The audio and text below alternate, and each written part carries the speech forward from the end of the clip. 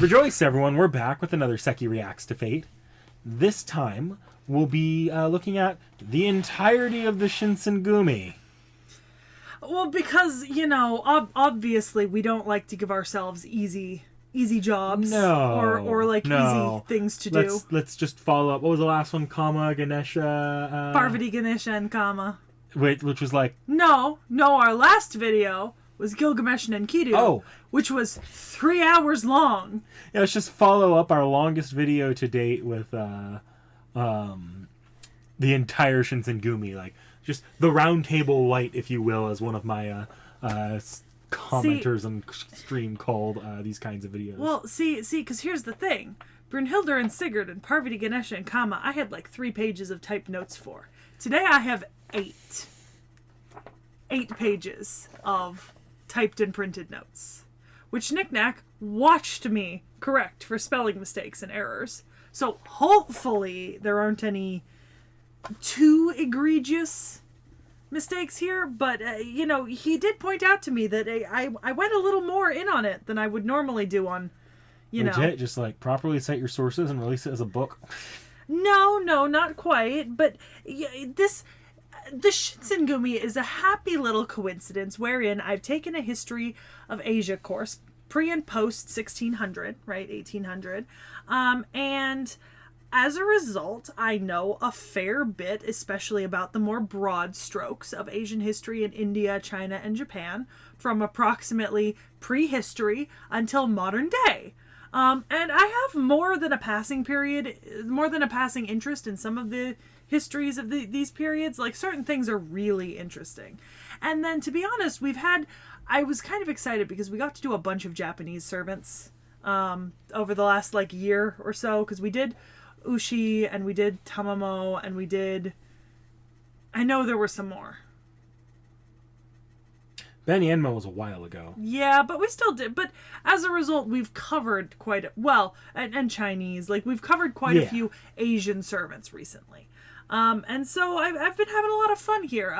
You know. Oh, Murasaki and Sei. Yeah, that was it. Murasaki and Sei. Yeah. And then the consorts. Yeah. Yeah, and then you had Zhuge and Sima Yi. Yeah, for the Chinese side, for Chinese. So it's been relatively resplendent in Asian servants this year. I think I made a comment about how last year we barely did like any Asian servants at all. It's funny because there's a lot of Asian servants. There's so many of them. So when we were picking servants this year, I was like, okay, we got to pull some more from like the Asian list, because the Asian list is like 3 columns long. Well, last year was a lot of just whatever ones are Sekhie's favorites that we really want to get around to. Yeah. So, the Shinsengumi, or, you know, Diet Roundtable. At least how this is looking. I'm really hoping that the Roundtable video notes are approximately the same amount of pages as this. Remember, I also have you giving, like, fairy notes as well in that. Yeah. Anyways, so the Shinsengumi were an organization that was acting at a pivotal time in the history of Japan. They were active from the end of the late Edo period into the early Meiji period, during the time when the rule and control over Japan and its politics was shifting drastically between the shogunate, which had lasted for approximately 200 years, and power being restored back to the emperor during the Meiji Restoration. Much of this was due to the shogunate being accused of caving to demands of foreigners like Commodore Matthew Perry, and this was usually seen as an act of weakness, which a lot of people were able to rally behind to call for the end of the shogun and the reinstatement of the emperor. In 1863, the last shogun of the Tokugawa visited Kyoto, and several men were assigned to help guard him while he was there. A group of 13 of them stayed behind and became the beginnings of the organization that eventually became known as the Shinsengumi. This translates literally to the newly selected corps. They were bankrolled by a prominent clan from the Fukushima prefecture called the Aizu, and had up to several hundred members at their largest point during the group's history. They lasted for approximately 5 years until 1868, when their leader Kondo Isami was beheaded as a part of a public display. The leader of the clan that they were sponsored by was given a lot of land and wealth by the second Tokugawa shogun, which meant that they were incredibly loyal to the shogunate even after several hundred years, which prompted them funding and supporting a group like this. During this time, the political climate in Kyoto had become relatively unstable, and so the lord of the time was given the assignment to keep the peace in Kyoto. Even though their organization did not last for a very long time, because of the popularity of this period in Japanese history and the turmoil, many stories have been written about it and told and depicted about this time and these people, romanticizing them, demonizing them, and everything in between. This is one of the most written about periods in Japanese history, and it is represented in countless anime, manga, and period dramas, as well as novels. Yeah, it's interesting because I feel like when we first started talking about doing the Shinsengumi, right, I really was thinking of kind of... You didn't just want this to be the round table video, like, you wanted this to be the round table video where we went in on the entire, like, every character involved in the Boshin War. Yeah, and we are actually going to talk about the Boshin War near the end of this script, because we have to. We literally have to for several of these characters and kind of the endings of all this. But, I mean, it's a little earlier than that, and you really do have to start with kind of earlier events, which I will be getting into. So, much of the unrest that spurred this period in history was following something that I mentioned earlier, which was the visit of U.S. Commodore Matthew Perry in 1853. Basically, he came over the Pacific to Japan and was like, hey, Japan, trade with us. And Japan was like, and he was like, trade with us. Okay. And then just casually shoots China and then comes back to Japan and goes, how do we feel now? Right? That's essentially what happened, right? Let's not sugarcoat it, right? So at this time in Japan, there were two schools of thought kind of building in Japan. And one was called Sonojoi, which meant revere the emperor and expel the barbarians. And this was a stance that ended up landing really, really hard against the idea of foreigners intruding into Japan, and really, really heavily into the idea of kind of reinforcing the power of the emperor, right? So one of the kind of famous quotes from the one of the founders of the school says, to say that we can accept Western science, although we must reject Western moral teaching, is like telling people that although the mainstream of a river is poisoned, they can safely drink from the side streams. So, I mean, he was of the opinion that you could not even benefit from the advancements of Western culture without compromising pure Japanese culture, right? And that's where this school kind of took and found its root. It opposed the Kaikoku school, which was more open to accepting. The Kaikoku school thought that they could seize like advancements of the West and then adapt them into functional parts of the East without changing their culture, right? So these were two very opposing ideals in terms of what was happening socially and kind of morally and philosophically in kind of circles of Japanese power and discussion at the time. So the group of Sonojoi, right, this consisted of loyalists to the Emperor of Japan who often committed violent acts and murders in Kyoto around this time, right? This is around the time of the Kanagawa Treaty of Friendship, which we'll be getting into in a second, just briefly. As a result, the shogunate would form a group of formerly masterless samurai, or ronin, under the nominal command of Matsudaira Tadatoshi, and the actual leadership of Kiyokawa Hachiro, right? So nominally, we're under one guy, but in reality, they're led by Kiyokawa Hachiro. Their mission was to act as the protectors of the Tokugawa shogun at the time, the 14th shogun, who was going on this trip to meet with the Emperor Kome. This was the first time since the third shogun of the Tokugawa Bakufu that the shogun had visited Kyoto and met with the emperor. Nominally, this was because Tokugawa Iemochi, the shogun at the time, was officially the head of the military government only, and the emperor had summoned him to confer on how to enact imperial edicts on how to keep foreigners out of Japan and expel them, right? Because the Emperor Kome was surprisingly involved, right? Like Emperor Kome wanted to be more involved. Like he did not want to open Japan to foreigners, and he was kind of vocal about this. So he called the shogun to him, which hadn't been done in a very, very long time. This is actually opposed later by, ironically, Emperor Meiji. Emperor Meiji did not really want to reign as emperor, which is fucking hilarious. So of this group that was, brought together to protect the Tokugawa shogun, a group of them split off and returned with the Tokugawa to Edo and called themselves the Shinsengumi. And then the ones who remained, the 13, would end up eventually being called the Shinsengumi. Right? The original members were called the Miburo, or the Ronin of Mibu. This name was given to them because of the suburb of Kyoto that they were stationed in, but relatively quickly they soon became known as the Wolves of Mibu because of their violent and tarnished reputation due to the actions of Serizawa Kamo and Nimi Nishiki, right? So the original leaders of the group were Serizawa Kamo, Kondo Isami, and Nimi Nishiki. Initially, the group was split into 3 factions, one under Serizawa, one under Kondo, and one under another individual known as Tonochi Yoshio. However, he was assassinated by Kondo on the Yojo Bridge, and Iasato, his second-in-command, was ordered by Kondo to commit seppuku after deserting Osaka.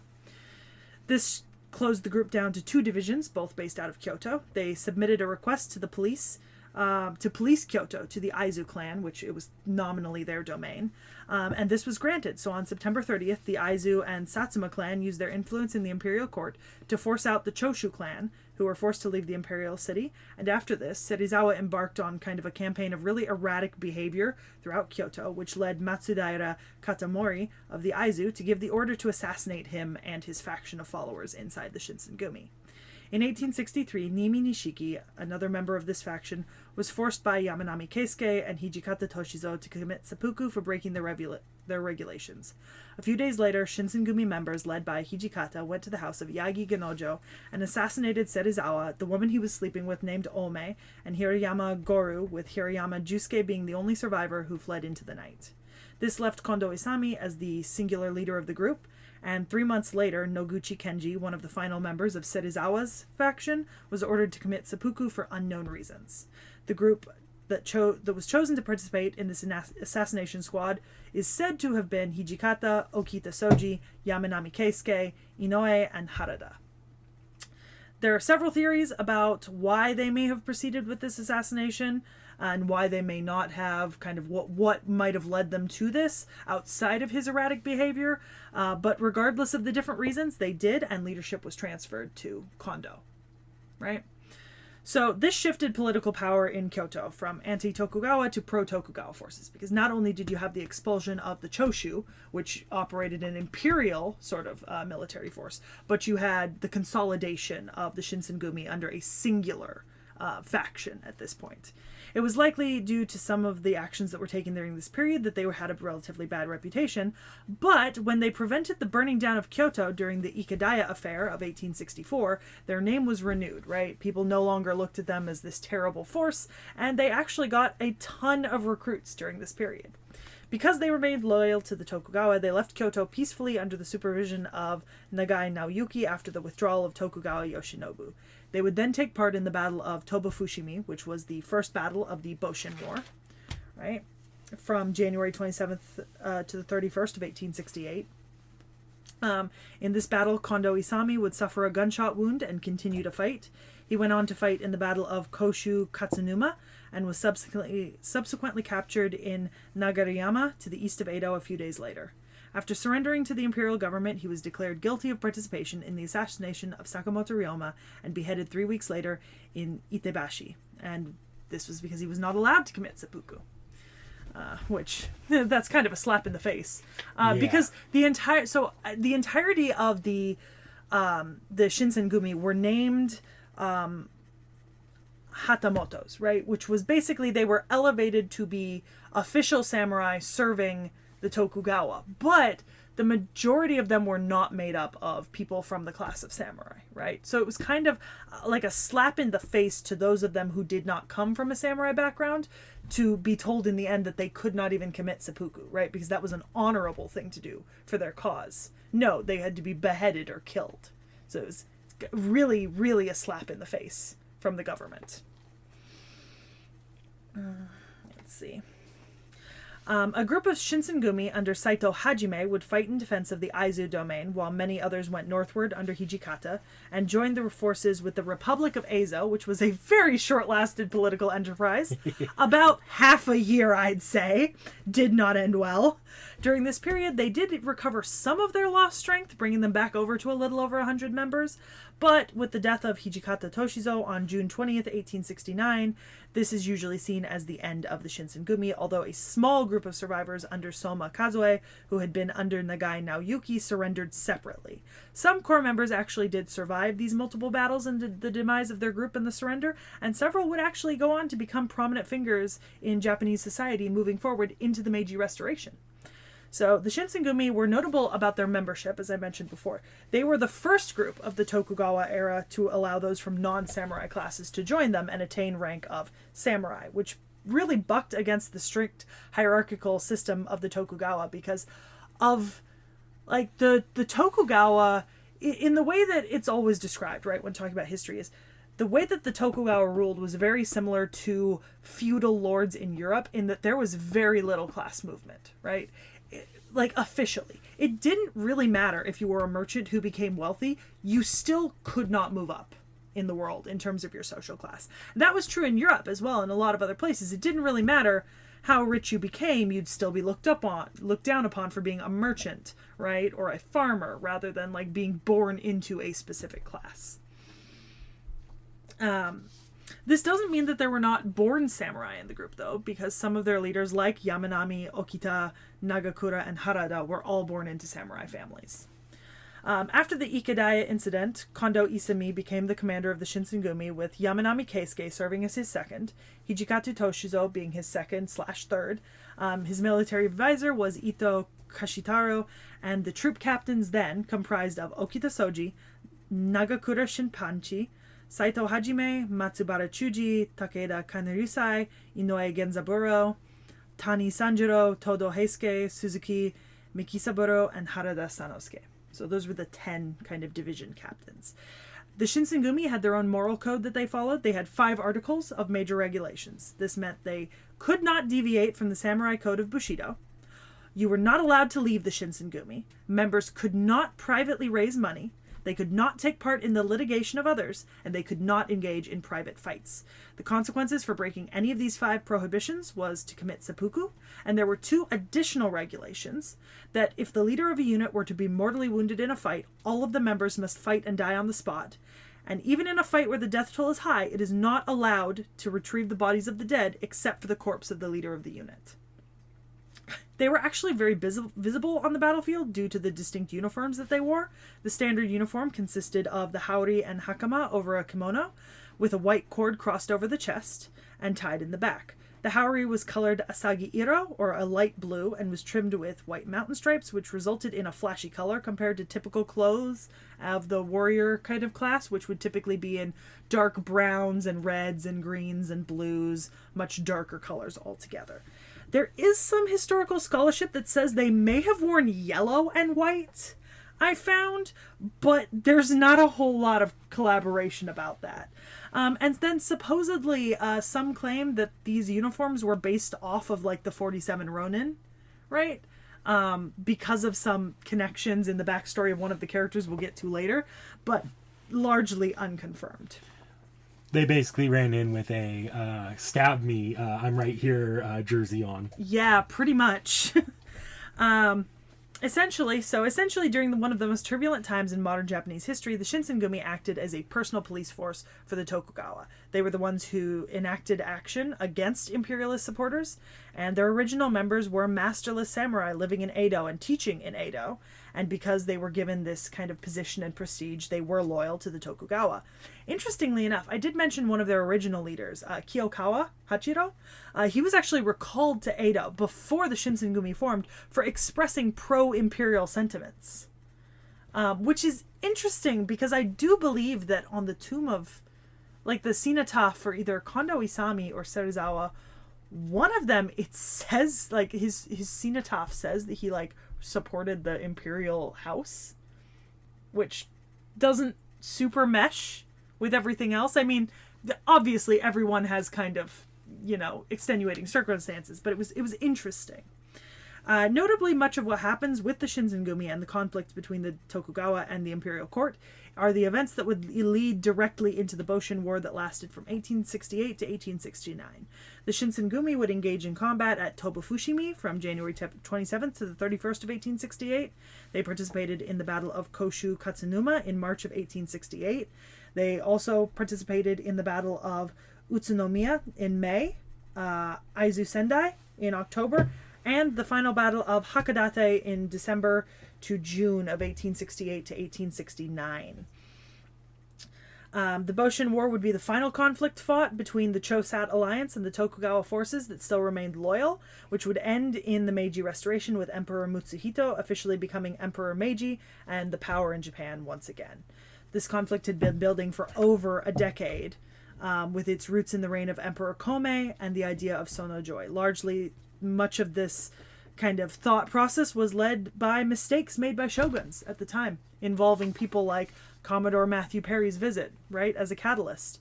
The shogun did not make a decision over whether or not the port should be opened and left it to Abe Masahiro and the Council of Elders, who decided to ask the opinion of the daimyo, which showed weakness in their government. He accepted Perry's terms, creating the Kanagawa Treaty of Friendship. And the problem with the Kanagawa Treaty of Friendship is it opens Shimoda and Hakodate to American ships. It allows for limited amounts of trade that could be carried out in these ports, and it allows for an American consular agent to reside in Shimoda, which wouldn't be so bad, except they sent Townsend Harris. And Townsend Harris had no real interest in Japan. He was a merchant, and he hated this treaty. As soon as he was installed, he immediately demanded significant changes to this treaty, right? And what he did was he went to the Council of Elders. This was right after the Second Opium War in China, which we all know was devastating. Like, that was one of the worst single-sided treaties, right, following the Second Opium War. And he said, look at what we did to them. Here's a new treaty. So the new head of the Council of Elders was Hoda Masayoshi at this time. He was not confident, so he traveled to Kyoto with the proposed Harris Treaty to ask for Emperor Kome's approval. Kome did not give him this approval, but Masayoshi agreed anyways, demonstrating weakness in the government between Emperor and Shogun and the Council of Elders. The Harris Treaty of 1858 made Edo, Kobe, Nagasaki, Niigata, and Yokohama open for foreign trade. It also subjected Japanese tariffs to international control and set import duties at extremely low levels, and it obtained extraterritoriality for every foreigner residing in Japan. Basically, Japanese courts could not persecute foreigners for any crimes committed in Japanese soil. They could only be persecuted by crimes of their own people. Which is just the most ridiculous fucking thing. Like, no, that's terrible. And I mean, you know, in roughly 40 years, they did manage to break this treaty. The problem was, when this treaty was enacted, other countries jumped in on this behind the Americans and kind of forced their own unequal treaties, and there wasn't anything the Japanese could do because you're looking at steamships coming in, right? Steamships and steam power and kind of the military might of the Western world, which they had, you know, largely because of things like Sono-joi, Japan had been rejecting the adoption of. They didn't have this technology and they weren't adapting to it. They weren't given the chance. Interesting example of the effect the West had on Japan at this time is actually the existence of Kanrin Maru, which was Japan's first stream-driven corvette warship. It was built in the Netherlands, delivered in 1857 to Japan.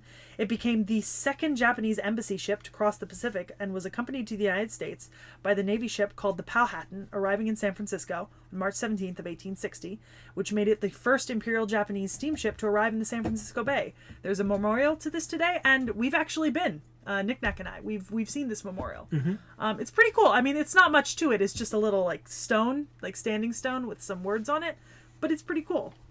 Of course, over this kind of whole decade leading up to the creation of the Shinsengumi and the Boshin War, the Tokugawa were desperately looking to regain more control, right? While the Choshu, Satsuma, Tosa, and Saga gained power and began to amass forces to rebel against the shogun and restore imperial power. In the end, they seceded, the Tokugawa were deposed in 1868, and the Imperial Charter Oath was put to paper in April of 1868. The Imperial Charter Oath basically said, Everyone's going to get a vote. Everyone's going to get a free trial.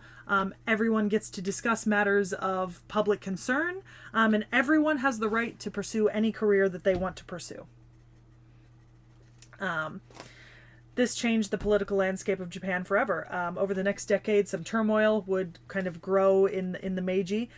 Japan would then remain an imperialist nation until the end of World War II, when a democratic constitution was established as a result, once again, of American intervention with big fuck-off guns. I mean, if you want to get an idea of how fucked the Japanese were militarily, these guys could run around in big fuck you, shoot me jackets, while the rest of the world was far past musket era. Oh, yeah. And they were running around with swords Yep. with what would be target practice militarily anywhere else. Yep. So you've given me some individual names. Yes. So I do have those in a particular order. Is there an order you need me to go in? I only pulled up 4 wiki articles, but if you just go in whatever order you want, I know which one's which, so. Okay. So we'll start with Okita Soji, who I know is a fake character. Yes, I've met Okita Soji. I've played with Okita Soji in campaign. So Okita Soji was born in either 1842 or 1844 and lived until 1868. He was the captain of the first unit during the late shogunate and one of the best swordsmen among the entire group. He was born to a samurai family in the Shirakawa domain's Edo mansion. He had several siblings, and by age 9 he had started to train at the Shiekan. Interestingly enough, his older sister became an adopted daughter of Kondo Isami in name, so that she could marry the adopted son of the Okita family, Rintaro. Kondo Isami by this time had already adopted Shimazaki Katsusa, who later became Kondo Isami, but he had not yet enrolled at the Tenen Rishin-ryu school. He was a prodigy, mastering all techniques and attaining the Menkyo guidance scroll in the ryu at age of 18. He became the head teacher at the Shiekan and was noted to be polite, honest, and good-natured by those around him, but could be strict and quick-tempered as a teacher. He changed his name from Okita Sojiro Fujiwara no Harumasa to Okita Soji Fujiwara no Kaneyoshi before his departure to Kyoto in 1863 as a member of the Roshigumi. I didn't mention it earlier, but the Roshigumi was the original name for the group that accompanied the Tokugawa. You actually did mention that. Oh, I did? Yeah. Oh, I thought I mentioned the Shinchogumi. You might have mentioned that one instead. I think it was the Shinchogumi. Name changes. Okita Rintaro, the adopted brother, would become a practitioner of the same school that he came from, and the commander of their sister force, the Shinchogumi in Edo. Equally skilled with the Shinai, Boken, and Katana, his signature technique was called the Mumyo-ken, which roughly translates to like unenlightened blade, or Sandanzuki, which translates to three-pierced thrust, which was a technique that was said to attack one's neck, left shoulder, and right shoulder with one single strike. The Mumyo-ken was his own invention, but it may have been derived from an invention of Hijikata's the Hirazuki.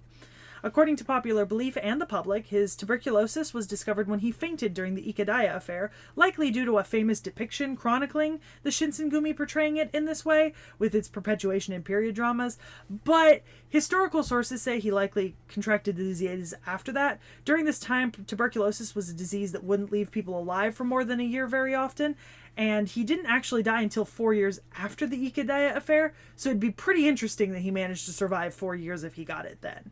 It's rumored that he wielded a famous katana called the Kikuichi Monji.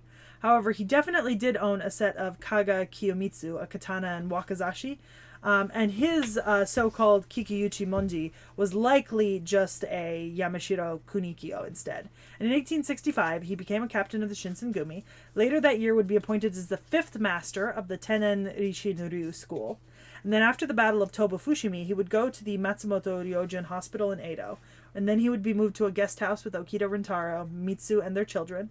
When the shogunate forces retreated to the Tohoku region, he remained in Edo alone and died from tuberculosis on July 19th, 1868. He was buried at Sensoji Temple in Tokyo under his birth name, and his grave is open to the public one day a year every June. It didn't used to be that way, but then No. I think it was a period drama happened. Yeah. So my next name is Hijikata Toshizo. So he was born on May 31st, 1835 in present-day Hino. He's the youngest of 6, and his father was a farmer. Well-to-do, but still a farmer. It's said that he was relatively tall for the period, and he had a bad temperament growing up until he went to the funeral of a samurai from a clan known for opposing reform that was forced to commit seppuku. It's said that it was the first time he cried in public, and his attitude changed after that. He spent his youth selling his family's medicine and practicing self-taught kenjutsu. One of his brother-in-laws actually managed a Tenen Rishin-ryu dojo. And through that, he actually met Kondo Isami and was enrolled in the Shiekan in 1859. Although he would never fully master the style, he did develop the Shinsengumi Kenjutsu fight style from it. In 1863, he and Kondo Isami formed the Shinsengumi, with him serving as a deputy leader. After seeing what Serizawa and Nimi fell to, the damage they were doing to the reputation of the Shinsengumi, he found the proof against them and ordered them to commit seppuku. Later, he would become the vice commander of the Shinsengumi after Serizawa was assassinated. He was known to be harsh in enforcing the regulations of the Shinsengumi, which earned him the nickname the Demon of the Shinsengumi. Supposedly, Hijikata owned a sword made by a renowned swordsmith, Izumi no Kami Kanesada, that was forged during the Muromachi period. And although he was from a family of farmers, in 1867 he officially became a hatamoto, or a samurai in the order of the Tokugawa. In 1868, he led them to their final battle against the new and emerging government. He went to Sendai, where he joined up with Enmoto Takiaki's fleet, and he knew he was in a losing battle. Reportedly, he told his physician, "I am not going to battle to win. With the Tokugawa government about to collapse, it would be a disgrace if no one is willing to go down with it. That is why I must go. I will fight the best battle of my life to die for the country."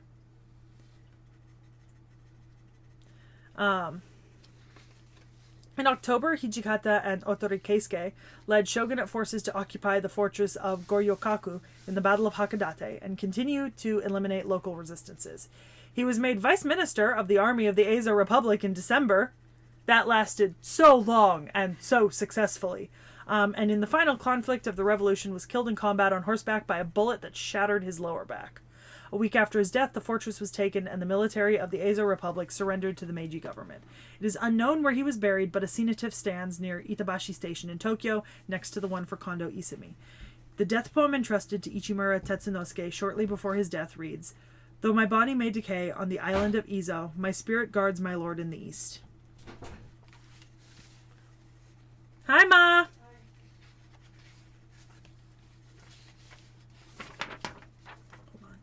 No. All right. My next name is Saito Hajime. So, he was born February 18th, 1844, and he was one of the few members that survived the ending of the group, the Shinsengumi. He's actually the only one you gave me besides Ichimura Tetsunosuke that survived the ending of the group, which is pretty interesting. He would not die until 1915. He was born to Yamaguchi Hajime, an Ashigaru of the Akashi domain, who had bought the rank of a Gokenin, which was a low-ranking retainer directly serving the Tokugawa shogun. He left in 1862 after accidentally killing a hatamoto. He went to Kyoto and trained in the dojo of a man named Yoshida. Supposedly, his style comes from either Ito-ryu or Mugai-ryu. We actually talked about Ito-ryu earlier this year. Yeah? Yeah. With Ushi Wakamaru. Yes. I think we talked about Ito-ryu. He was known to be an introvert, relatively mysterious, and initially he was the assistant to the vice commander of the Shinsengumi. There are some rumors that he may have acted in a spy capacity inside of the Shinsengumi, but these are largely unsubstantiated and contested. Due to Hijikata Toshizo being incapacitated as a result of injuries sustained at the Battle of Utsunomiya Castle, Saito became the commander of the Aizo Shinsengumi around May 26, 1868, under the name Yamaguchi Jiro. He fought against the imperial army at Nyoraido, and after Aizu Wakamatsu Castle fell, he joined a group of farmer Aizu retainers who were then held as prisoners of war. In the records listing the men detained here at Takata, he is on record as Ichinose Denpachi. After the Meiji Restoration, he took the name Fujita Goro. Jesus fucking Christ. This dude's already had 6 names. I swear to fucking God. And traveled to the domain of the Matsudaira clan of Aizu. Eventually, after 1876, he would begin to work as a police officer in the Tokyo Metropolitan Police Department.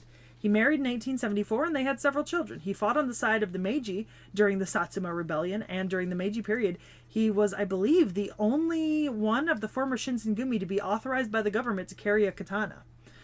He has also assisted in setting up the memorial monument in honor of Kondo Isami and Hijikata Toshizo at Itabashi Station. In his later years, he actually worked for Ochanomizu University, Tokyo Higher Normal School, and Tokyo Educational Museum, and he died at age 72. We have a picture of him from long after. Yeah. My next name is Yamanami Keisuke. No photo. No photo. Some of these people just don't have photos because I mean, it was a relatively new technology. Like, Yeah. I think it was. I did look it up a there's second ago. I think it was literally invented the year this guy was born. Well, there's a fun story about Emperor Meiji, right? So Meiji, famously, I think Meiji has had one photograph taken of him, right? And that was when he was a young man. And it was right after he took the throne. He had a Western-style photo taken of him, and he hated it so much that he refused to ever pose for a photograph again, and insisted on only being drawn in the traditional art of the emperors. So I'm not gonna lie. That's a mood. Like that's a like you got your bad side. And you're like, nope, nope, It wasn't never even again. a bad photo. Look it up. It's not even a bad photo. So Yamanami Keisuke was born in 1833 and died on March 20th, 1865. He was thought to be the son of a kenjutsu instructor from the Sendai domain, and in 1860, after he was defeated by Kondo Isami in a match, he was enrolled at the Shiekan school in Edo. He was educated in literature and military arts and had a gentle personality and a kind heart. Because of this, he was admired by the head instructor, Okita Soji, who would later call him Big Brother. He was involved in the assassination of Serizawa in 1863 and became one of 2 vice commanders along with Hijikata. He did not take part in the Ikedaya incident in 1864, instead guarding the group's headquarters. Sometime after the Zenzaya incident, he tried to leave the Shinsengumi despite regulations against leaving. As a result, he was forced to commit seppuku with Okita as his kaishakunin on March 20th. And incidentally, this is listed as like one of the more impactful moments in Okita Soji's short life, is seeing a man that he admired so greatly be forced to commit seppuku, and him being the person who's tasked with delivering the killing blow if he can't do it himself. Did you see the photo? No, I couldn't. So the thing is, some of those portraits were so well done, I couldn't tell if they were photos or not. Hang on. So I couldn't find which one was the photo and which one wasn't.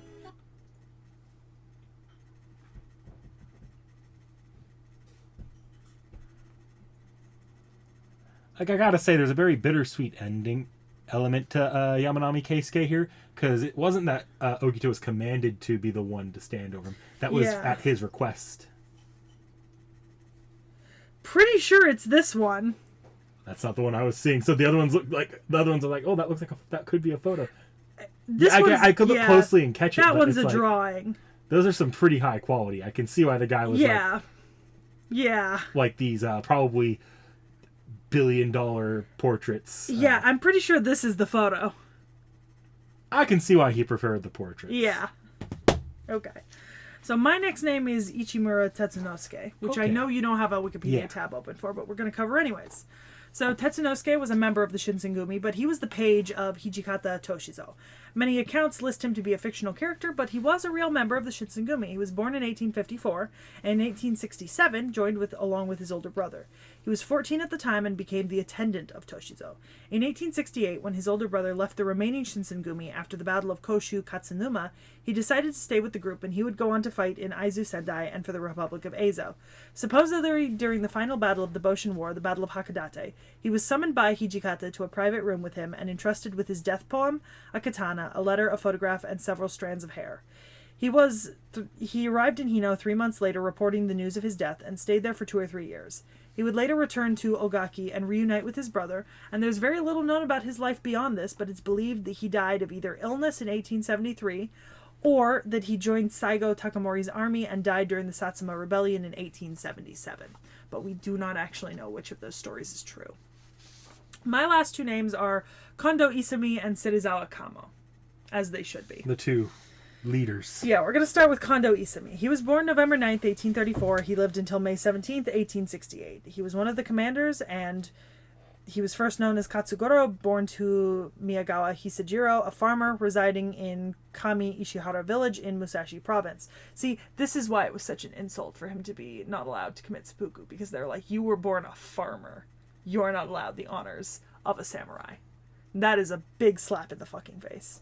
As a young man, he was an avid reader and apparently a fan of the stories of the 47 Ronin and the Romance of the Three Kingdoms. You see, these Shinsengumi people, you could tell by the way they dress. They're all a bunch of dorks. Like, this is the historical equivalent to the weird theater kids. It really is. This is why some people say that their uniforms may have been inspired by the 47 Ronin. Like, Shunibyos of that era. Supposedly, his scholarly habits and the fame he gained for stopping a group of thieves caught the attention of Kondo Shusuke, the third-generation master of the Tennen Rishinryu Academy. He would then be adopted into the family. Kondo is said to have owned a katana called kotetsu, the work of a 17th-century swordsmith, Nagasone Kotetsu. He was married in 1860 in an advantageous marriage to a retainer of the Shimizu Tokugawa clan. In 1861, he became the fourth-generation master of the school, assuming the name Kondo Isami and taking charge of the school. He was then executed by the new government in Japan as a direct result of being accused of the murder of Sakamoto Ryoma. Supposedly, he has several grave sites, with one of them being erected at Tenneiji Temple. Wasn't it because originally there was the when he was beheaded, they pike it? Yeah, something. And then later, the head was recovered by I think it was his son or a family member. Yeah. And it was then reburied. And our final person is Serizawa Kamo, born in 1826, living till either October 28th or the 30th, 1863. He was a samurai known for being the original leader of the Shinsengumi. His full name was Serizawa Kamo Taira no Mitsumoto. His family were an upper-seated Goshi rank samurai in the village of Mitu that is now the capital of Ibaraki Prefecture, and interestingly enough, this is one of the motherlands of the Sonojoy ideals. He was educated with these ideals and was well known to be bold and fearless, but had a relatively bad temper. He was a priest for the Shinto temple when he was younger, and in 1860, he joined an anti-foreigner group called the Tenguto, or the Tamazuku Risei, which would assassinate Tairo Ienaosuke. Supposedly, when thrown in prison for these actions after the assassination, he wrote a very famous poem that, people were like, oh my god, this dude was, super literarily talented, right? But in the snow and frost, the color remains, and still giving off its scent after the scattering of the petals. Such ume is the perfume. Eventually, he would end up leading the group in Kyoto, acting on behalf of the Tokugawa. However, his temper got him into fights and conflicts, and due to this, he was to be assassinated by the Shinsengumi on either the 28th or the 30th of October, 1863. Very historied organization. I mean, I try. 'Twas only 8 pages. 42 minutes. I mean, still shorter than Gilgamesh. True. I'm going to go ahead and start closing out of these wikis here. Yep. But going into this, you're already well aware we're walking into Gudaguda territory. I know. So I'm not a Gudaguda girl, but apparently we're going into Gudaguda town. One thing I want to bring up here is I was glad you brought up the... Oh, yeah. These will be I important. almost had you go grab my Bushido book, because I have, a traditionally bound Bushido. Actually... I believe you gave me an extra copy you got, too. Yep, but I do have this.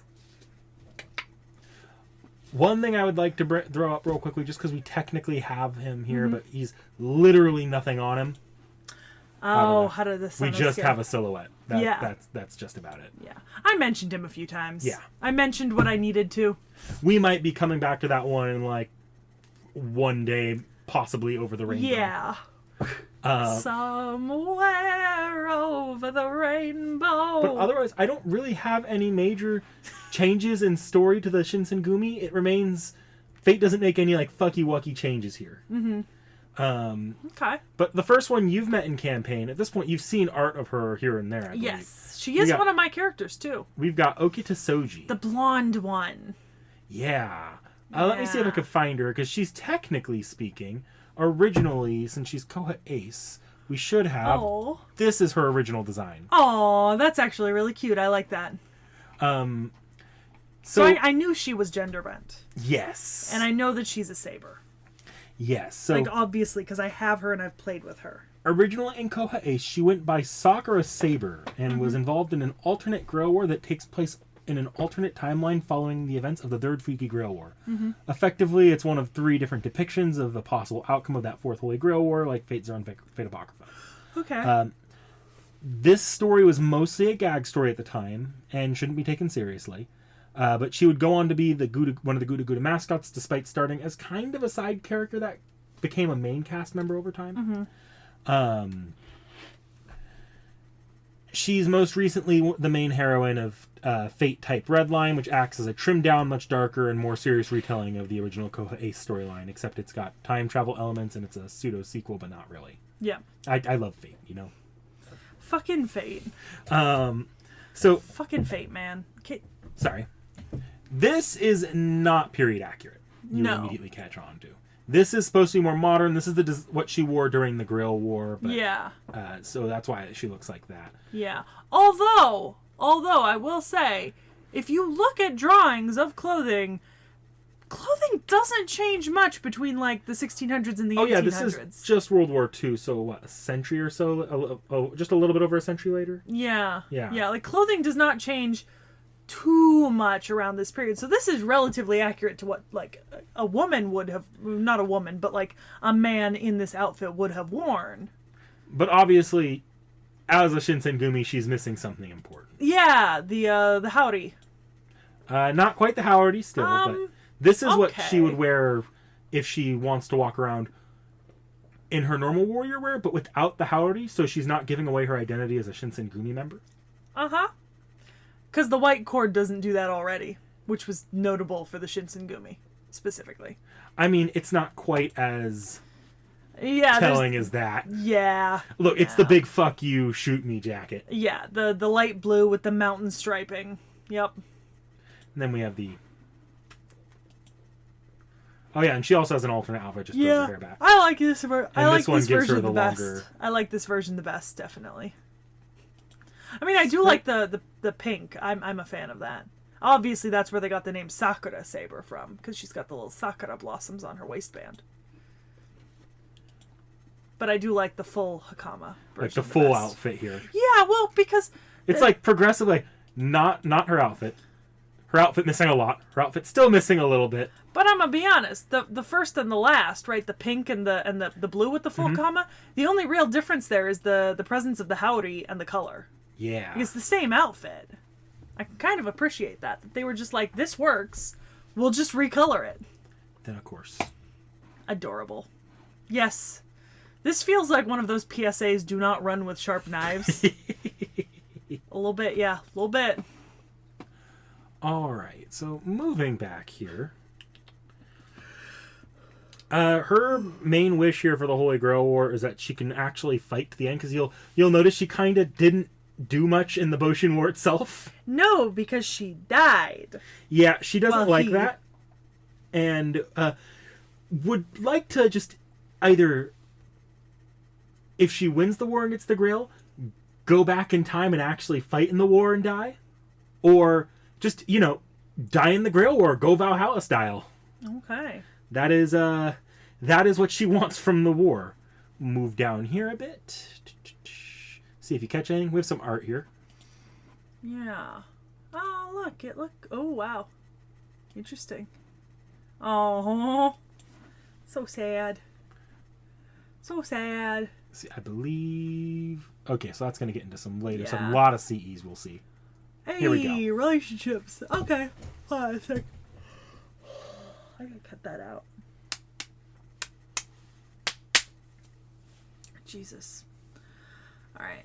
Hijikata Toshizo. Oh, Hijikata-san, you've come too? Does that mean Saito-san and Nagakura-san will soon make their appearance? Huh? That's not necessarily... Aw, don't be so shy. Okay. Saito Hajime. Is that you, Saito-san? Have you been well? I see you're as flippant as ever. Now that the 1st and 3rd unit captains are here, I have a feeling Nagakura-san won't stay hidden long. Anyway, how about a match for old time's sake? You don't want to because my blade's annoying. What? Honestly, if we're talking irritating, your style takes the cake. Hijikata and Saito. Okay. Ah, isn't that Hijikata-san? What is that? What's with that frown? Now that we've met, you should look a little happier, even though it's kind of strange to see my old friend like that. That's a good one. There it goes again. Okay.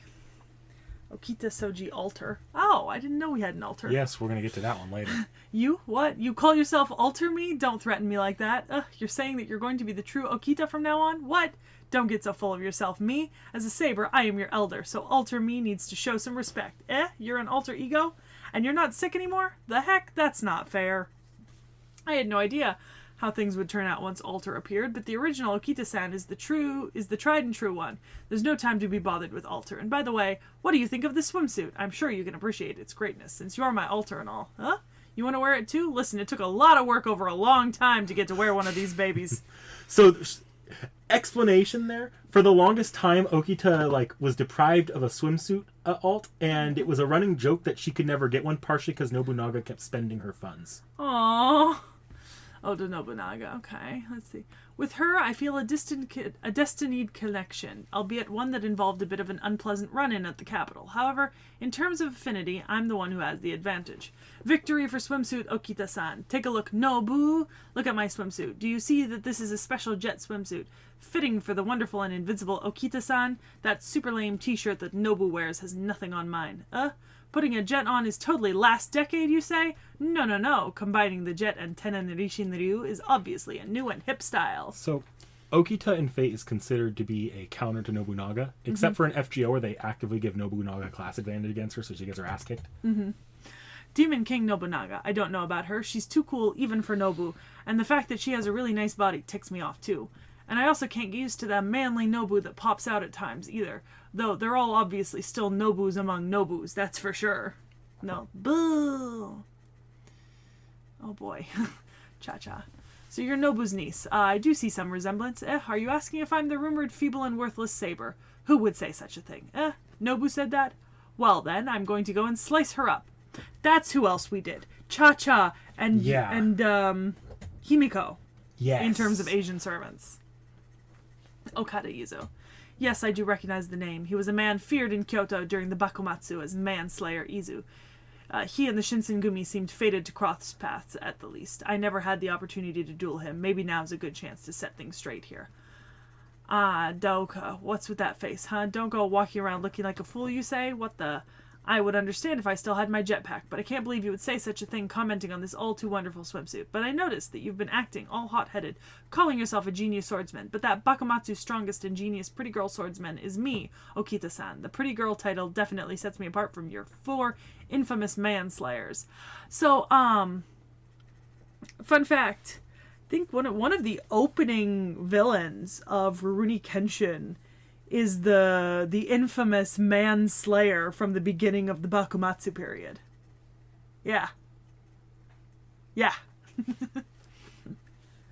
Sakamoto Ryoma. Sakamoto-san, I did see him a few times back in the day when we were in Kyoto. After all, the Shinsengumi were also after him, but Sakamoto-san was too quick and he kept eluding us. Either way, we're now fighting on the same side, so let's work well together. By the way, that woman who keeps tagging along with him. Noble phantasm? What does that actually mean? Oh, Sakamoto-san, and Oryo-san is with you too. The swimsuit? What do you think? Nice, isn't it? Oh, Oryo-san wants to wear one too? You say that so casually, but you have no idea how long it took me to get a swimsuit of my own. Wait, you want me to give you my swimsuit? Please don't pull at it, Sakamoto-san. Don't just stand there. Stop her! Yeah! She's an old servant, isn't she? Oh, she was literally... So, remember how I told you she and Nobu were part of the pre-release and that they were added because they hit a retweet or a sign-up goal? Yeah. Also, Nagao Kagetora. We did her. Remember? Yeah. Li Shuen. I sense a presence. I can't believe it. It's the divine spear. You've been summoned as an assassin this time, and you fight with your bare hands instead of a spear this time? I knew it, so your bare hands are more powerful. I don't know that reference, but I will eventually. Nagao Kagetora. Kagetora-san, you saved my neck during that past event. This outfit, you ask? I'm glad you asked this, Ichigo's god of war. This is called a swimsuit, and only chosen servants are restored with this great and honorable outfit. It looks flimsy as a suit of armor? I didn't think I'd get such a serious response from Bishamonten. I dare say she might have more relationship dialogue than Artoria. She does. Sasaki Kojiro. An unavoidable mystic sword, indeed. I, too, have a great deal of interest in his sword techniques. I would like for him to teach me, but what? Start by slaying a swallow. By swallow, you mean those swallows? As for that swallow, which swallow was it? Stop saying swallow. Swallow. So you're the Miyamoto Musashi-san of the famed Niten Ichiru? Yes, as we are both swordsmen, I'm glad to meet you. Wait a minute, Musashi-san, were you a woman? Oh, I found you, Double X-san. So how do I remove this jetpack? It can't be removed, but I can't even go through the turnstile at stations with this. It might come off if I'm a good girl and have a healthy lifestyle. You can't fool me. I'm not like Alter. She's running away. Don't you dare think you can outrun my jets. That feels very much like that meme that it's like you get into a BDSM relationship and you're like, yes, master, punish me. And they're like, drink water. like yourself. Get a proper amount of sleep. And you're like, no. That's what that feels like. And the rest are characters from the Red Line. Okay. Yeah, a little bit of art here. No, pretty. I like it. See, you were sick and tired of me reading dialogue lines. There were so many of them and they were so long. Part of that was that she's such an old servant, and part of it was that was also her summer dialogue. Oh, yeah, I noticed that. I'm just going to scroll through the story here. Here we go. Uh-huh. Artwork. Oh. That's from Red Line. Oh. Oh, look at that. The artwork of Red Line is fucking divine. Oh, yeah. No, this is great. 10 out of 10. Oh, got a lot here. Ooh. Jesus. Nice.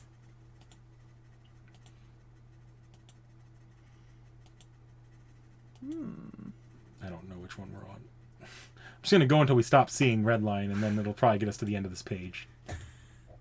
Oh. Oh, dear. Oh. It's kind of hard to react when the images change every 5 seconds. Sorry, go ahead. You can go back if you want.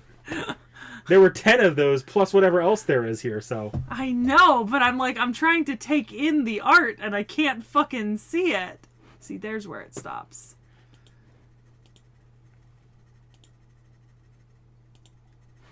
Where was it? Oh. Interesting. I just rewatched the first episode of Moon Knight. You're thinking of when he, Yep. That's the same. Those were Okay. part of the same slideshow. Thank God. Abilities! Alright. So, I just closed my notes. Okay. So, you've seen it in campaign. Okita is the dictionary definition of a glass cannon. Yep. It's because the pop culture embellishment of her sickness and how early it started And leads how to her long she prime lived self with it. still being afflicted with it and much worse than it would have been otherwise. Mm-hmm. The result is that she is low in power, endurance, and has little magic resistance, making her uncharacteristically weak for a saber class servant. She only makes up for this with how fast she can actually fight and her extremely good swordsmanship. Yep. Magic resistance, riding, given to all sabers. Yep. You've got Mind's Eye, Fake, the ability to avoid danger, weak constitution.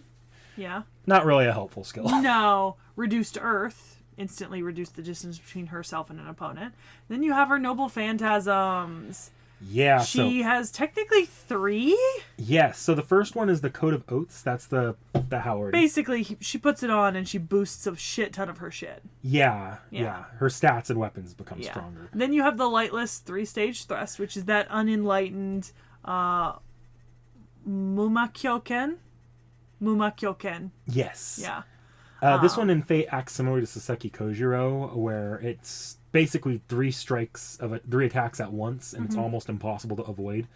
And as well, Okita, partially because of reduced Earth, sort of combined with this, when she uses it, she just, no matter how far you are, she'll just get right up in your face and do it. The last one here, you've been on the receiving end in the middle of a tournament arc. Flag of Sincerity. So, this is probably her best Noble Phantasm in the event her weak constitution fucks her over. It just summons somewhat depowered versions of the Shinsengumi who would join her in battle. She was fairly popular in the Shinsengumi too, so even some of the more disgraced members like Kamo might show up. All Shinsengumi members are... I think all Shinsengumi members, and we'll see this later, actually have this NP, but I believe only ones in the Saber class can use it. Okay. Alright. We'll go ahead and... Even though I have YouTube there, do we want to just move on to the summer and then do summer and regular? Yeah. Okay. I have it open there too, but we can scroll down if you want. Oh, then I'm going to close this. Yeah, go ahead. So we have Summer Okita here. There's a bit of a story here because of the J stands for jetpack because she's Okita J Soji. Yeah. If you want to click into the next tab, that's going to be our artwork. Alright. Okay. I see the jetpack. Okay. Oh, I see the swimsuit. I see the jetpack. Oh, she's so cute. She fly now. She fly now. I see the jetpack. I do not see the jetpack. So, during an accident involving mysterious heroine XX, Okita Soji was practically killed. To cover up her accidental manslaughter, MHXX uses some of her servant universe technology that she had to revive Okita and keep her on life support. Except it was seemingly unremovable and would blow up after some time. Both of these things turned out to be miscalculations on MHXX's part, and neither turned out to be true, but Okita did not find out until after she managed to make peace with the fact that she was going to die. So, presence concealment, magic resistance, existence outside this domain. What class is she? She's an assassin class. That's what I thought when I saw presence concealment. But look at that. Jet, Tenen, Rishin, Ryu. She just fights like Okita, except with the jetpack now. Yep, there's your mind's eye, ability to avoid things. M drive. Jet, 3-stage thrust. I somehow think that I know what both of these NPs are. So, Jet 3-stage thrust is exactly what it sounds like. And Sincerity in Summer Flag is... It's the same as her Saber class, except the flag is literally unusable due to her being in the Assassin class. This Okita has no reason to use it, and it's unclear why she still has it. Jesus. Sorry, concept art. Yeah, go right ahead. Just looking at it. Alright, I'm going to close this. Yep, I'm going to go ahead and look at the NPs for both. Behold the speed of my hidden sword.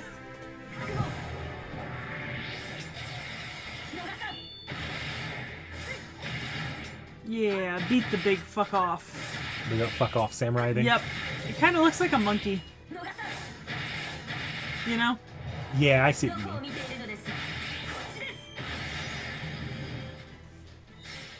Mumyo Sandaike.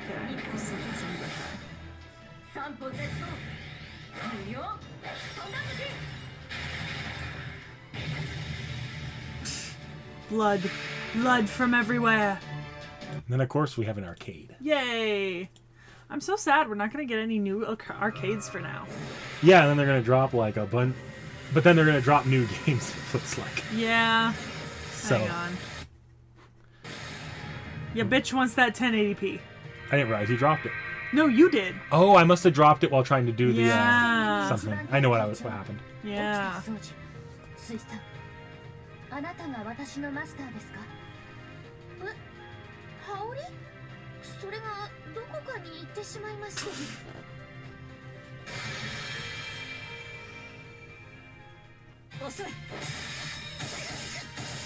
Yeah, beat up Nero. That is Nero, right? Yeah. Okay. I've not seen the other one yet. Saber of Red? Yeah, you've seen Red Saber, you've not seen Saber of Red. Yep. Oh, Artoria. Hit her. Hit her good. So the reason for those choices is because technically Okita is a saber face. Oh, yeah, I could see it. It's one of the more subtle ones, though, as opposed to just Nero, Yeah. who's just saber red-coated.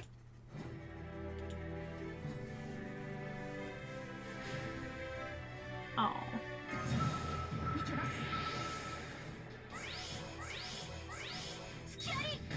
Jetpack. It's Gudaguda in the Servant Universe all at once. I know. Terrible, ain't it? It's certainly something. You know what I mean? Certainly something. She just ate shit. Yep. I've never seen that animation before. You gotta love that. Sandanzuki.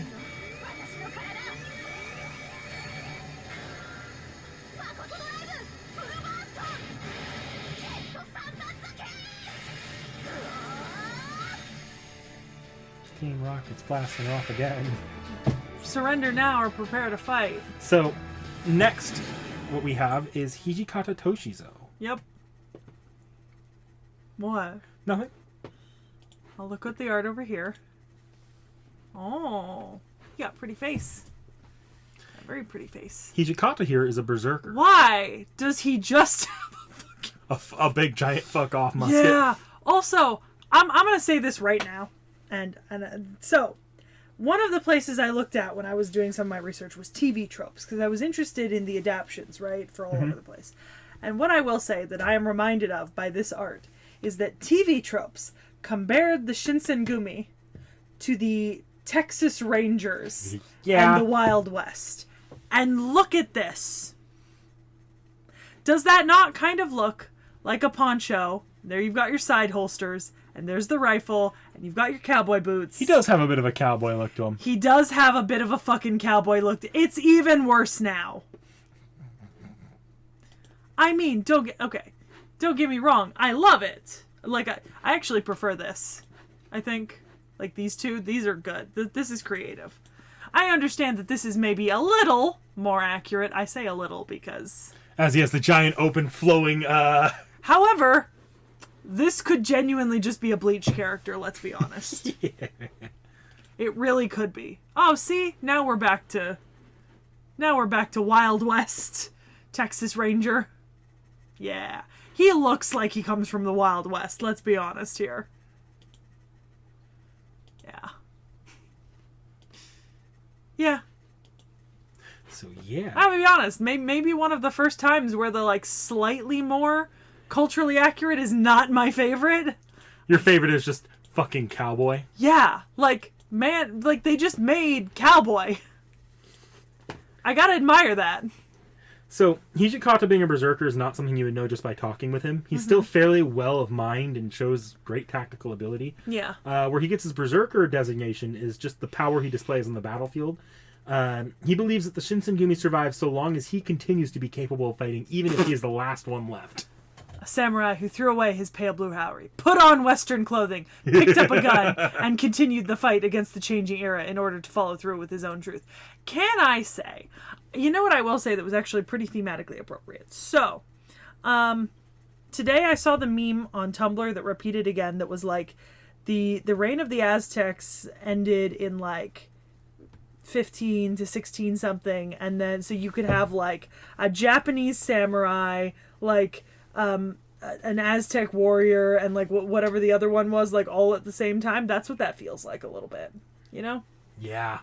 Yeah. It really does. Oh, look, shot to death at the Battle of Hakodate, like I said. Nice. Oh, thank God. Not as old of a character, not as popular Nope. as a character, not a woman. I agree. I agree. Hijikata enjoys pickles and would be mad if there was a shortage of pickles. You can have all of mine. I agree, but I'll fight him for the pickles. That rowdy girl from the other day, or rather the demon king of the sixth heaven, was it? I like her methods, but then again, she still pisses me off. Okita, I'm going to tell you one thing. Don't ever mimic her sword work. It's not swordplay, it's something different. That brat, don't let her near me. Looking at her just makes me mad. A queen of torture? Interesting. I'm pretty versed in that kind of torture myself. Want to compare notes? I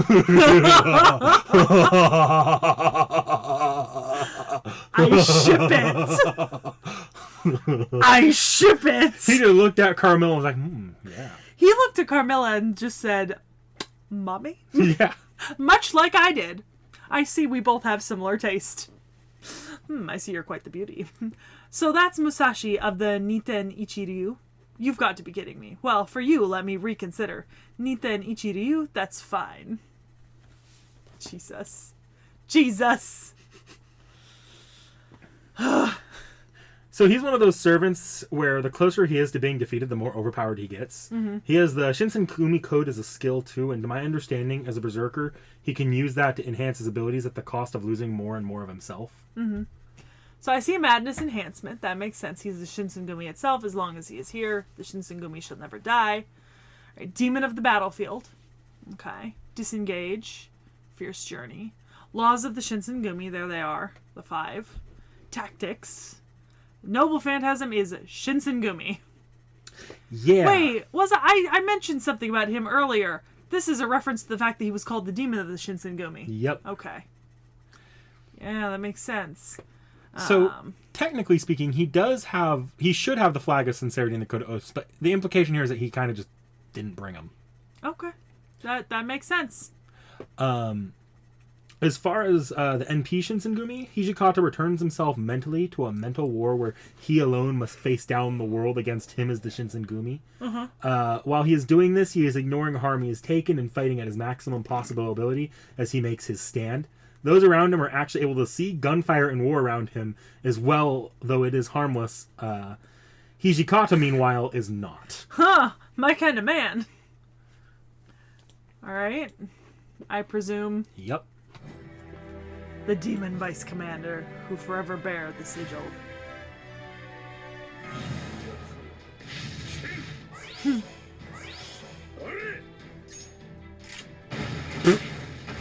Pulls out sword, turns into gun.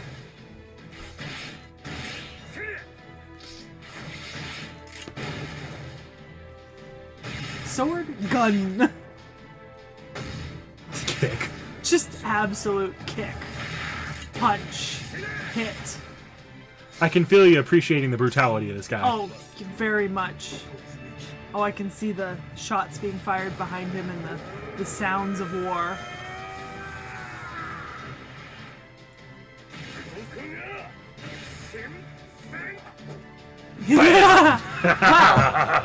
well, for anyone keeping a tally thus far, he is my favorite. So far. I see that the next person is Saito Hajime. Yes, go right ahead. Ah. So, click into his art up other here. one, yeah. Okay. Because he's going to have quite a bit of variance here. Oh, interesting. Okay. Coat, suit. There's the howdy and stuff. Love this. Love the more wild look. Yeah, I'm into it. I'm into it. Glasses. Oh, he got glasses. He got glasses. Just the little glasses. Well, hold on. Yeah, just the glasses. He looks so tired. I mean, wouldn't you be? He looks so fucking tired. He like, you know what his face reminds me of? What? Especially in this arc, he reminds me of Eraserhead. Yeah, to be fair, I would keep him in this art. I'm gonna be honest. I would just keep him here, or even here. This is fine too. I like that. I've actually got him. I've got almost all of the Shinsengumi servants except Amazing. for 2. So, amazing. He is a saber, though he admits to being more skilled as an agent than as a swordsman. Mm-hmm. He's fairly aloof, meaning many to believe that he has no conviction as a samurai, though he really did beneath that act. Hey, there's the rumors about him being a secret agent. Yep. Yeah. Okay. He prides himself as a samurai despite admitting that he's not the best swordsman in the Shinsengumi. Yeah. Good for him.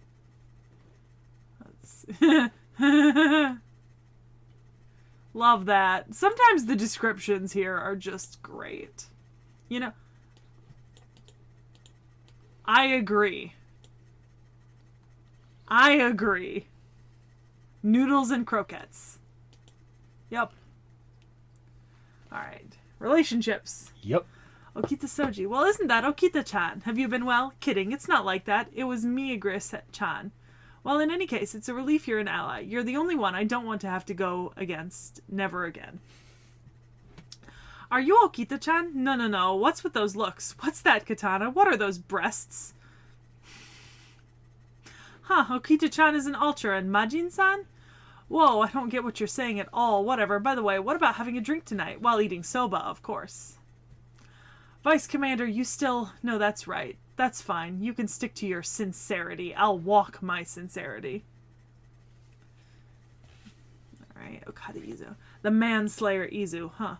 His skill with the sword was a big deal, if I remember right. It's not an exaggeration to say he's a genius, but getting on in the world of scoundrels is too completely worthless, since you're done for if you die. Izu the Manslayer, I have to admit that his swordsmanship is impressive, but his social skills need some work. Sakamoto Ryoma of Tosa, to think we'd meet at this place. That said, it's a good thing if you're not the enemy. Looks like you'll use him a lot. By the way, won't you introduce me to the pretty girl you always take with you? Huh? I kind of have a bad feeling. By the way, I didn't kill Sakamoto. Just for the record. Even that Musashi Miyamoto and Sasaki Kojiro are here? What the hell's this place? Does a minor swordsman like me even have a turn? Even so, there's no mistake. They're those fencers of folktales. I'd like to be their opponent on.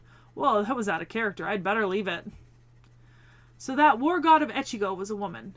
But here, even Lord Nobunaga was a woman. At this point, it's not surprising. No, the usual thing would be to be surprised, wouldn't it? But well, it seems like even Okita-chan was thought to be a man.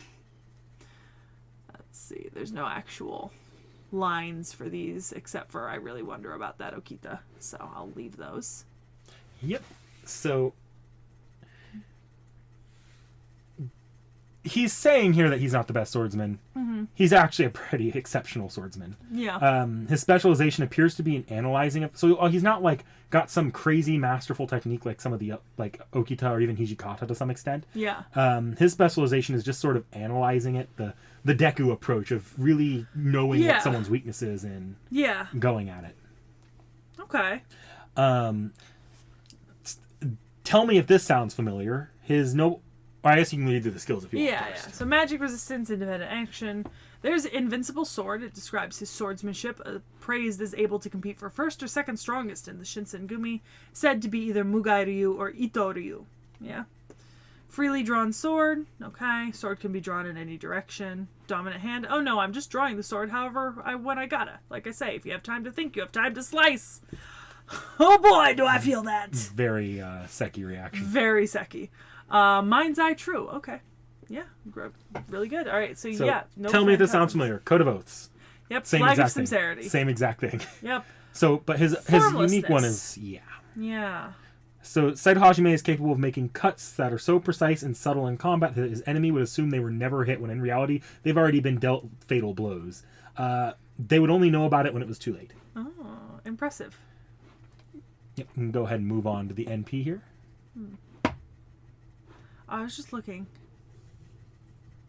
Hajime had a very different look in the beginning. As for what kind of look, it was one that better fit a low rarity character. His final ascension still has traces of that low rarity look. His head, among other things. So apparently that wild hair was low rarity.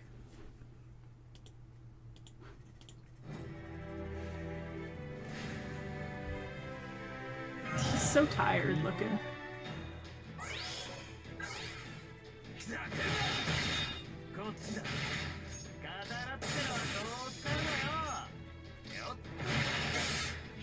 He's like, I'm just gonna hit. I'm just gonna hit aggressively. I can admire that.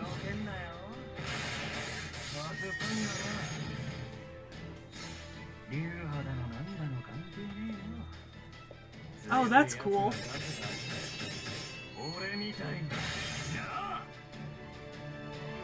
Interesting. Yamanami Keisuke? Yep, so this one's not an NA yet, actually. Oh. So he's relatively new, or pretty new, actually. Oh, we saw him in the background of one of the scenes with Okita Soji in the manga. Yep. The manga panels. Actually, we might have. Yeah, it was in one of the manga panels. I remember him specifically. I remember that hairdo. Oh. Oh, there's the Howdy. I'm gonna be honest, I like all versions of his art. This is a pretty boy. I like him. That's some really nice artwork right there. Yeah. To be fair, they all are, you know? They all look a little bit more watercolory than some of the other art that Fate does. I mean, I know Fate has a ton of different artists, but they're a little bit watercolory almost, you know? Yeah, I could see that. Yeah. Okay. I love the little, like, with the hands. He's just like... I, too, do that sometimes. He looks like a cinnamon roll. Oh, he does not have a chibi because the baseball event was this newer, year. Yeah, so he wouldn't have gotten one even if he'd been. Okay. So Keisuke is the most common gentle to Shinsengumi and is really the organization's I wrote fucking cinnamon roll. Yeah, we talked about how Okita called him kind of his big brother and admired him, and then he had to commit seppuku because of desertion. Which during combat makes it all the more terrifying when he turns around and he's just as ruthless as his fellow Shinsengumi. Because you're just like, oh, he's so cute and soft boy. Oh, Jesus Christ, he has a sword. It's like, oh, cute soft boy. Oh, look, I've been impaled. By the way, if you couldn't tell, a lot of these have been sabers so far. Literally just Okita's other forms and Hijikata, not sabers. Yeah. So abilities-wise, he's... relationships. Oh, that's right. Okita-kun, in my past life, we used to play together with the kids at the temple's grounds. She didn't hold back even against children, but that's also just like Okita-kun. Speaking of which, even at the dojo, she'd hit without holding back, so I got beaten many times. Hijikata-kun is a friend who worked as a fellow vice commander, although I was entrusted to be secretary general later. As I expected, the Shinsengumi's vice commander is Hijikata-kun. He himself is befitting. There are many things I'm like-minded with Saito-kun. How to say we get along. He used to call me clumsy, but if I say so myself, he is the one who is quite clumsy. With that face, could I look at both of you? Please allow me to apologize. I'm very sorry. What we know I did to your country could never be forgiven. When everything is over, please judge me without any restraint. Interesting. Very interesting. I can see that we don't have much on him so far. Yeah. I see our traditional magic resistance and riding, but I also see warrior but literate, a reference to the fact that I said that he was both educated in literary and military stuff. Beauty of nature, okay, and the kind one. So something to note about him here is that he actually has an injured arm, even as a servant. Leading to complications in battle, not unlike Okita's tuberculosis. Other than that, he's just an efficient sword user, focusing mostly on high wisdom as much as his sword techniques. Yeah. Okay. Okay, so you could take a guess. I think there might be... You can guess 2 out of 3 of them, I'm sure. Coat of Oaths and Flag of Sincerity, I think, might be some of the noble phantasms here. I don't know if I'm correct. Nah. Yamazakura. This seems to be based on the decision to desert in that his thought... So you didn't touch on this too much when you were talking about him, but I believe we have recorded journal entries from him about why he did it. We have some, yeah. And there's a lot of debate over whether or not what he says is actually why and sort of... But it seems as if he did not necessarily agree with what they were doing anymore and the way that they were doing it. Yeah. It would normally be a self-destructive NP if you use this, because obviously that ends with him committing seppuku. Yeah. But presumably after... the events of the Gudaguda Yamatai Koku event. Yep. He's made peace with sort of that, and he's able to use it just as a pure buff to him and his allies without the cost of his life. Oh, nice. Very nice. Okay.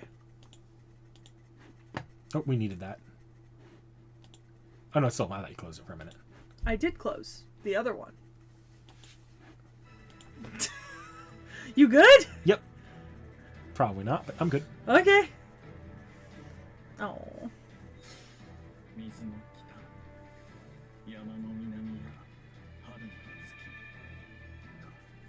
Oh. He's so pretty. Definitely second favorite to Hijikata still. Okay, yeah, that's just Saito's number 3 right now. We're sitting at Hijikata, Yamanami, Saito, Okita. Alright, so we have some ancillary things here. Ichimura Tetsunosuke. There's actually... We don't ever get to see him, but instead, through a bizarre dream interlude, we get to actually see the events leading to the end of the Shinsengumi through his eyes. Oh, okay. It's actually Hijikata's interlude, so you get to see... you get to, see everything that led up to Hijikata's final stand. Yeah, watch it through the eyes of his page. Okay, alright. Yeah. Just a cool little notice here.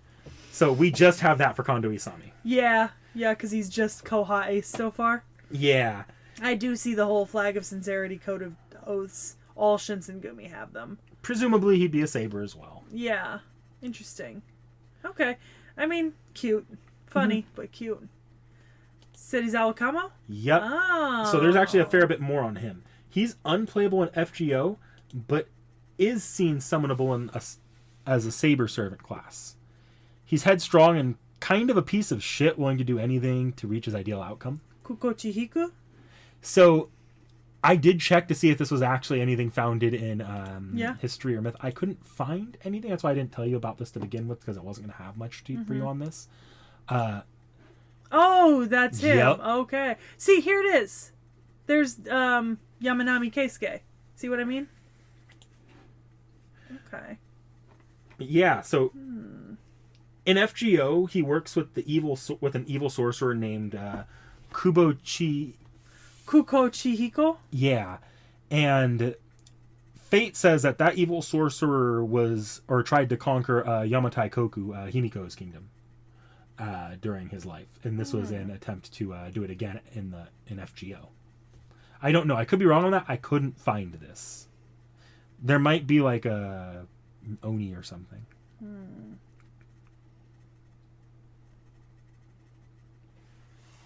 Kukochi Hiko was described in the Wajinden, was an official of the Kuno no Kuni, and the real power behind the government there. So let's see. He is a person that exists in... Yeah, but... I don't know if it was in life. Oh, so you may be a little off here, or maybe fate is, but so he is a person, right? In the Wajinden, right? And the Wajinden is the 30th volume of the Records of the Three Kingdoms, the Chinese chronicle that talks about the people of Wa. And remember, Himiko was Wa, friend of Wei, or whatever. Yeah. But so this man, right? Kukochi Hiko did so. It was said that he had the true power in Kunino no Kuni over Himiko Ko. Himiko Ko is a male king with a very similar name. See, I don't know. Yeah. I don't know what the exact details on Fate's story for him are like, partially because I'm pretty sure... This king, in particular, had a disagreement with Himiko, queen of Yamatai, which was in the north of this area. It was said he started a war with her in 247. So this was the king, and this dude was actually his retainer, who was like the true power behind the throne. Yep. From the Wajinden. So yeah, I don't have much on him at all. Maybe we'll get more on him eventually because Gudaguda Yamatai Koku gets a sequel called Shin Yamatai Koku. Oh, so maybe we'll get more. Yeah, but for now, I only have what I've seen in Yamatai Koku, and the wiki doesn't go into enough detail on him. But yeah, we do actually get to see him in a boss fight, though. Actually, this boss fight has set... You have to use Okita, Saito, and Hijikata. Ah, interesting. Okay.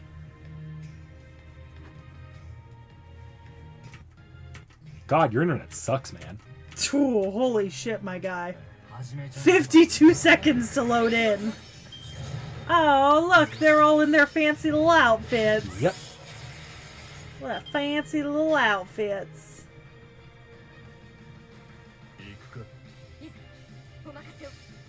Man, this person's thinking. I feel it, though. I do. It's okay, Jalen Uchiha. I feel it.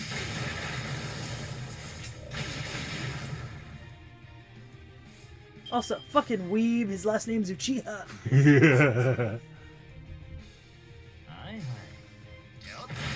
I do like the kind of the similar but yet different of having like several members in the similar outfits, where it's like you're not looking at the same character design over and over again. But you can tell that they're all part of that same organization. Yeah, unification in there.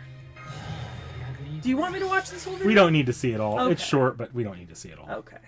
So, okay. We've alluded to this a couple times before.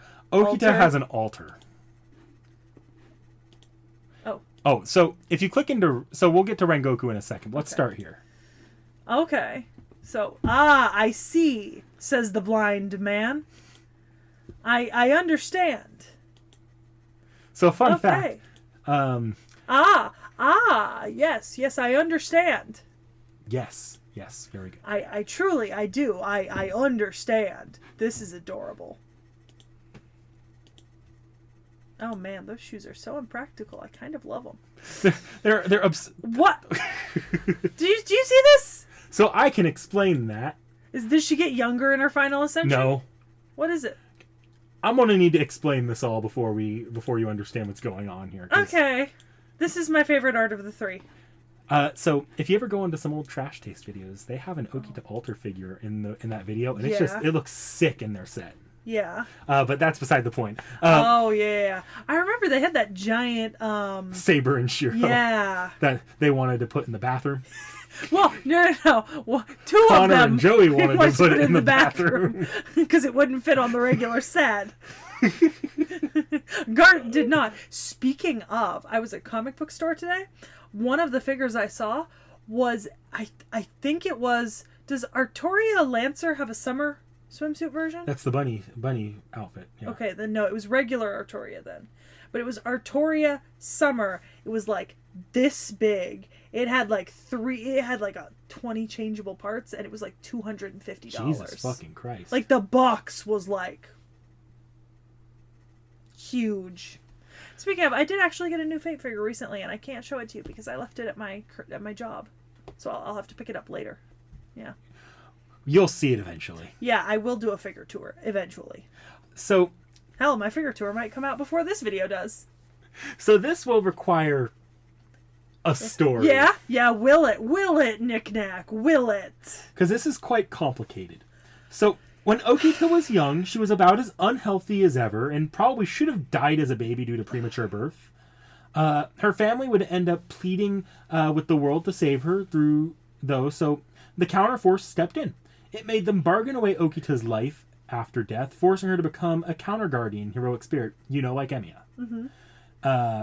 Thing is, Okita would go on to actually become a heroic spirit due to her involvement with the Shinsengumi, so the counterforce using Okita as a foundation created a somewhat less stable than normal counter-guardian that is effectively a powerful bomb. And that's the flat-chested... No, that's Okita Alter. Oh. Extremely, So Okita here when someone will deteriorate rapidly, and the result is that every new instance of Okita Alter typically has to start with the mentality of a newborn and no proper memories to work with. Okay. There are ways to work around that using Caldea's summoning system. Another odd summoning of Okita Alter is that Okita Saber can actually become Okita Alter with a lot of outside help. Okay. Her first ever appearance was in Koha Ace, where she went by Devil Saber and tried to destroy the Fate franchise. Yeah. Okita Alter is summoned as an alter ego class servant, and with a sword that has a mind of its own called Rengoku. I think I understand why there's the little flat-chested girl now. Any guesses? Because I could tell you. Is it fucking Rengoku? Rengoku can possess her, and this changes everything except for this changes nothing except for loses You're gonna taste. help me with these relationship readings. You're playing the part of Rengoku. Okay. Is that you, Demon King of the Sixth Heaven? What's with that outfit? Aren't you cold? A swimsuit? I see. I didn't know such a wardrobe existed. Master, perhaps something similar, for me. It's that whatever of the sixth something, so she also had a swimsuit. That's awesome, too. No, that's not really cool. I don't get your tastes. The Demon King of the Sixth Heaven. I don't hate you because you gave my signature, my Rengoku, actually. I don't know why, but sometimes I have this sense of connection with you. I wonder what that means. Rengoku, it's your godparent, the something Demon King. My godparent's name is too vague. However, you're supposed to be a being incompatible with my lord. Well, when that time comes, we'll know even if we don't want to. Cha-cha-sama? Why did I address you formally, you ask? You're right. I don't know why. I'm not sure, but I guess some force compelled me to say it that way. When Cha-cha-sama becomes like that, I get sad too. That's why Cha-cha-sama should stay the current Cha-cha-sama. What is it? Did I say something weird now? I see. Then forget it. That's all right. Okita Soji, the other me. I don't have much memory left of living as Okita Soji, and so sometimes I question whether I'm really her counterpart. This might be off topic, but for some reason I'm taller and bustier than her. Did I maybe have a growth spurt? The Saber Me. I've finally manifested as a heroic spirit of the sword, just like the Saber Me. What? The shield doesn't fit my style? No, even if you say that. Once I tried using this thing, it's quite good. I can also bash the tougher guys. My lord's great origin. Certainly you've reached quite far. That thing on the back of the Armor Me's swimsuit, don't you think it's awesome, Rengoku? Nope, absolutely. Her sword's shining too, as expected from the former me. Rengoku, please do your best and shine even more. I'll take proper measures. Hijikata, that kind man. What, you're saying he's actually scary? No, I'm not scared of him at all, I see. So he's scary to others. That sure is strange. Hijikata Toshizo. Yes, I remember him. Someone very kind. That's not your guy. Yep, really kind. Rengoku, an acquaintance of the former me who smiles like an idiot, invited me to some soba. How about we all go together? Smiles like an idiot, you say? That's a naturally rude personal criticism. It seems it's tasty with some croquettes in it. Let's try it together. Vegetables and seafood, tempura is enough. Sakamoto Ryoma and Oryu, huh? I'm in your debt from the imperial capital. It seems like you both manifested in this world for the same purpose as me. So does that make you my senpai? It's that manslayer. I do have to acknowledge that Izo's swordsmanship is genius level, and even I may not match up against him. Well, if that were to happen, I'd just have to beam him to death. I see there are a lot of alters around, Master. Honestly, I'm surprised. I'm a newbie alter, so please show me the ropes. What are you sneaking around for, my lord? Is that you, Rengoku? Well, or that bowman with the red mantle? What, does he worry you? Ah, I see. That guy's... Yes, that dual wield. It's awesome. That's the aspect that that worried you? That person, Rengoku, do you know her? I'm sure she was Jean Alter or something like that. So, what's with her? No, well, how to say it? Ah, I see. Her way of being is different from my lord, so you don't like her. She's so... cool! Huh? That girl? The queen of Yama something. Thanks for the onigiris from that time. Hey, wait. This so-called queen, she's bad news. No, it's nothing. In any case, my lord's surroundings are really crowded with astounding guys. Jesus. I get it now. I do. I get it.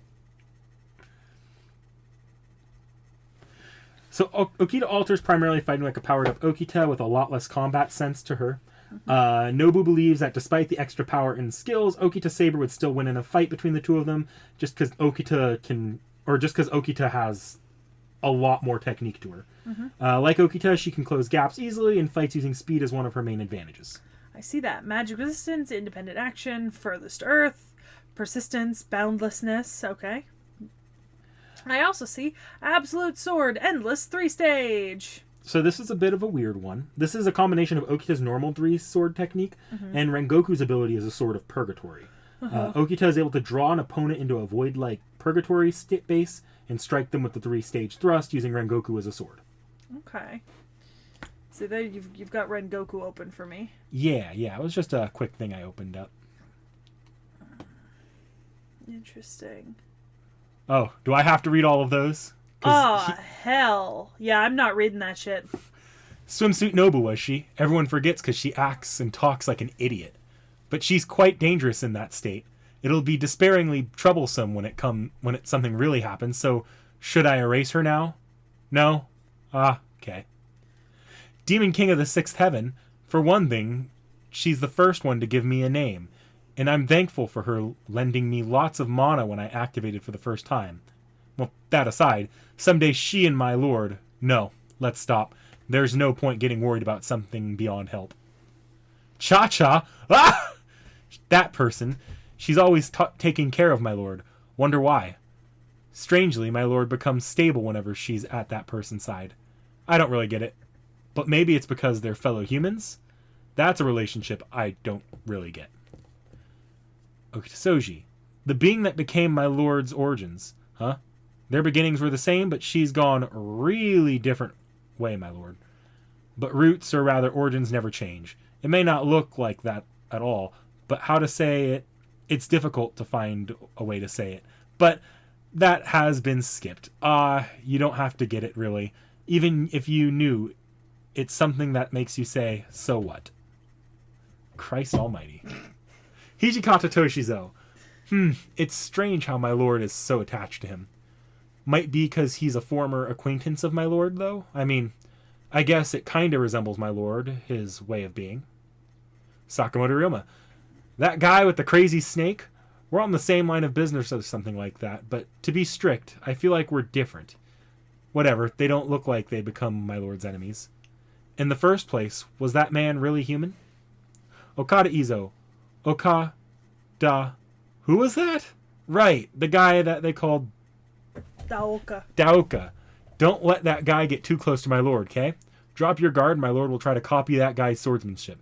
In contrast, his appearance, that's made up of high-level skills. So, rather than not being suitable for my lord's swordsmanship, in my lord's case, she'll become weaker if she adopts that. Also, it'd be a pain if she catches his idiotness. Okita Soji Alter swimsuit. My lord in a swimsuit? What's that, actually? I didn't think I could become like that. Cute. Cute? My lord aside, I'm not really happy about it or anything. My voice is also kind of cute, you said. Isn't my voice now cute too? Alter servants. There's a lot of servants classified as alters around you, so that's why my lord's been saying to call her Alter-chan. Well, if you feel like it, call her like that. Alter-chan. Seriously. She extremely rarely says what she wants. I'm gonna close this shit? Yeah, go right ahead. Okay. Get that shit out of there.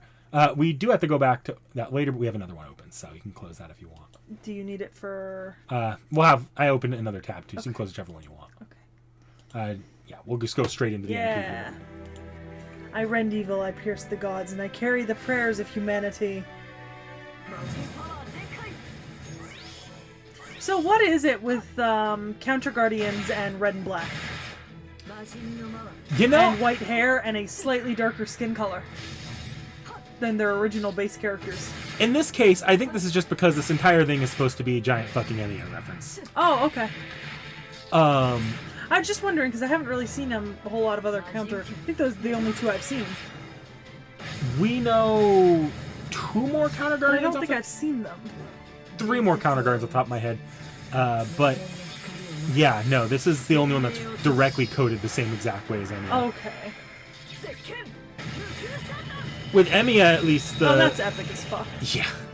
With Emiya, at least, the darkening skin is a matter of mana overload. Basically, just...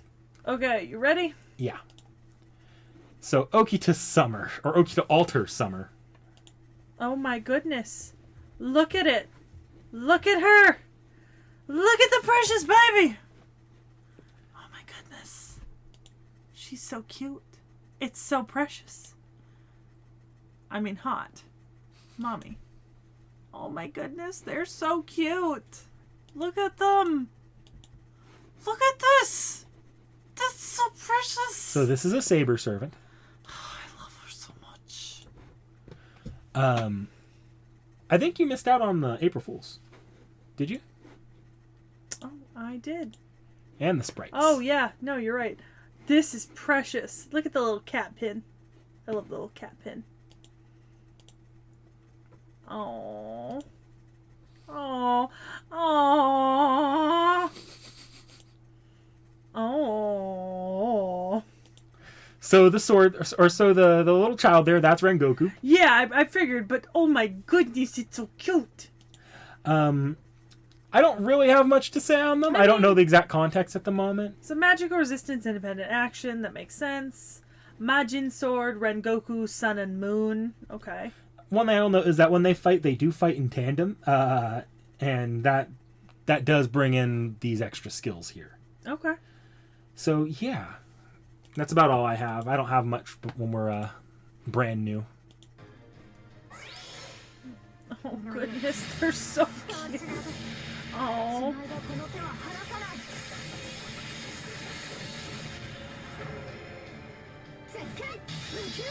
Oh, I can hear the doubling of the voice. Yeah. It's cute that she's holding Rengoku's hand.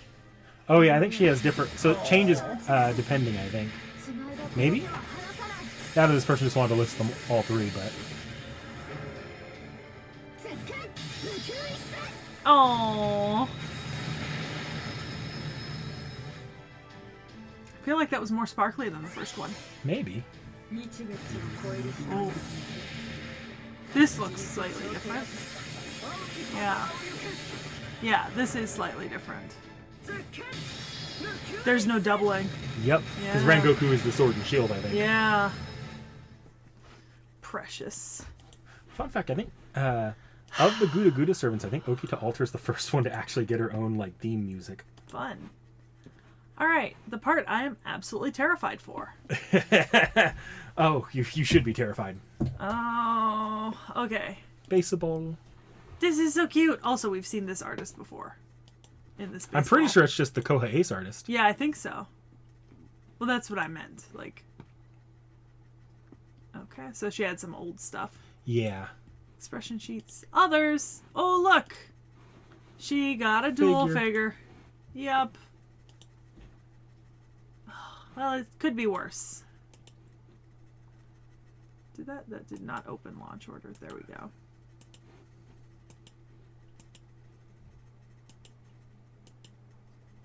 Oh. Hang on. It did a thing. It did a thing. Where's the last? Fuck. I have to click on the actual. The name. Yeah. I wasn't hitting it. We're definitely going over a few that are Nobunagas, but honestly, it's been so long. Alright. Gudaguda order. Alright. Let's see. Skahak, Altera, Okita, Jalter, Mephi, Nobu, Mash, Hyde, Karna? Arjuna. Ushi. Yep. The Darius. only one we haven't done him yet. I pulled him in campaign. Oh, yeah. The first time I downloaded the Fate Grand Order game, I pulled Darius. That's right. So you know that's everyone Darius. here, at least, even if we haven't done videos on Yeah, them. we haven't done Darius yet. We haven't done down there at the bottom left. Oh, Jalter. But she's on the schedule. Yeah. Yeah, she's on the schedule.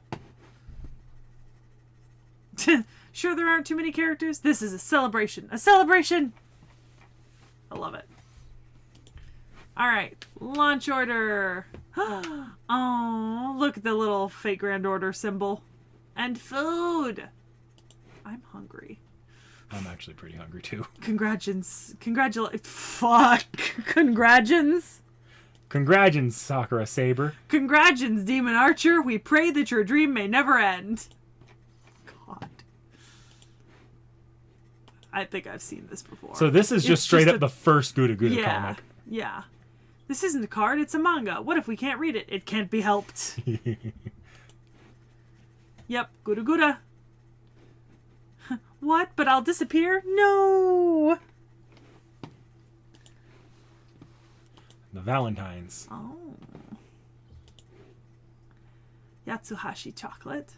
I, Okita Soji, went to line up at the famous sweet shop early this morning to get this chocolate for you, master. Don't you love this Shinsengumi style wrapping paper, too? Oh, I just noticed it's the color and pattern. Alright. Headband of Resolve. Ooh. The headband. I know I am a dropout. I am a dropout who couldn't fight with everyone to the very end. But the word of sincerity is carved deeply into my heart. That alone is not a lie, for that represents the truth about me. Ayy! Wolves of Mibu. Ayy! A tumultuous age brought forth by the arrival of black ships. So black ships is what they called the steamships arriving from the Americas, because they gave off like black plumes of coal. There's actually hold on a second. There's a very famous image.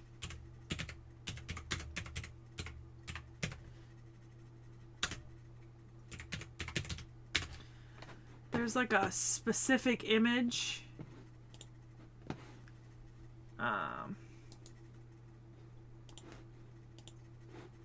Like this one is very, very famous. The black ship. Got like the Oni sort of aesthetic Yeah, to yeah. Okay.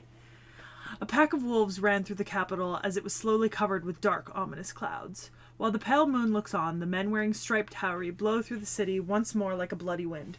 First Unit Captain Okita will slice them off. Good, start off with 10, and quit coughing up your own blood, Okita. Jesus. Gudaguda, Meiji Ishin! During the age of the Bakumatsu, where the winds of change are blowing, warriors loyal to their cause assemble. Twist your head about, and you might hear the sounds of civilization and enlightenment approaching. Now's the time to combine our power and get Gudagudaing! Gudaguda, Meiji Restoration, commence! Oh, by the way, this event totally gives you lots of EXP, so play accordingly!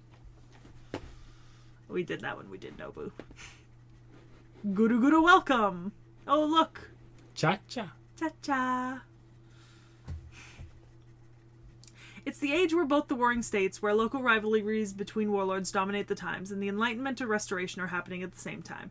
The global Atsumori Corporation from Owari, the Oda Bokufu, is accepting anybody, rich or poor, to their team as long as they have attribute scores of 75 or higher. No, this is the age of the Shinsengumi, known for their pale blue uniforms. Let's crack down on all the lawless Roshi in the capital. So this only makes sense with the event. In this Yeah. event, basically, players got to pick a side and try to win a number of fights more than the other players did. So speaking of Ort.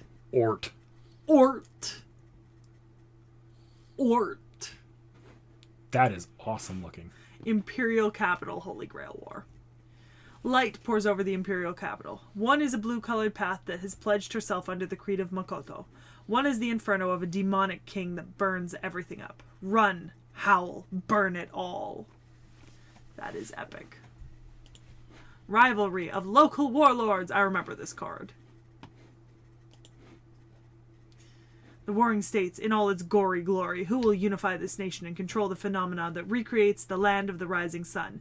Will it be the wolves of Mibu, the demon king, or even the princess of war? The unique snapshot of that turbulent warring times begins now. This is another one that's like Ort. You know? Yeah. Firefly's Flame of Integrity. Oh. Look at that. The two of them fighting with him in the background. Yeah. Interesting. Yeah. So I believe this just depicts a straight up scene from one of the events. Oh. The ambitious light they carried was bright, strong, and fleeting. As their swords clashed, they fought in the hope of seeing the daybreak of the times to come. For what did they wield their swords? For whom did they wield their swords? It's far too late to ask what happened in those bygone days. A fearless and invincible. Two swordsmen touted to be the strongest among the Shinsengumi. The stalwart sword and the invincible sword make their appearance. You're wondering who's the strongest? Well, that's obviously me. Yeah, let's just leave it at that. There you go again, trying to dodge the subject. That's exactly why people call you Snarksengumi. You're the only one who says that. Anyways, please use this to level up your craft essences. With the first and third unit captains combined, that means this has a quadruple effect. 4 times the effect, I tell you. That's not how that works? Aw, man. Blossoming under the crimson sky. Is that Skahak? It is. That's Skahak. Yep.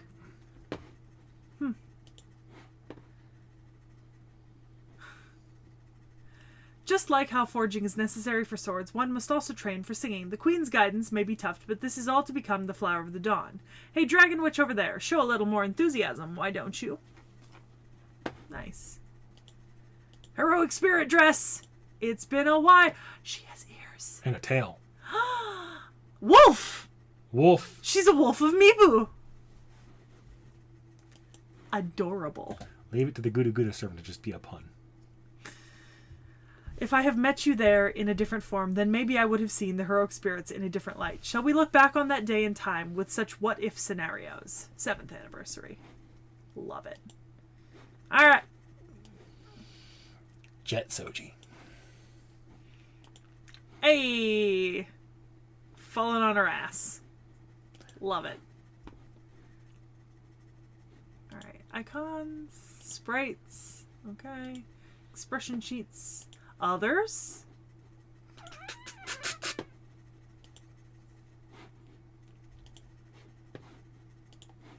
Others? Ass. Beyond the Azure Sky. Okay, so there's basically a poem book or a diary, the sword, and her jetpack. The secret technique book of the Jet Tenen Rishinru, a sword style from a backwater galaxy that no one from any singularity or heretical land has ever heard of.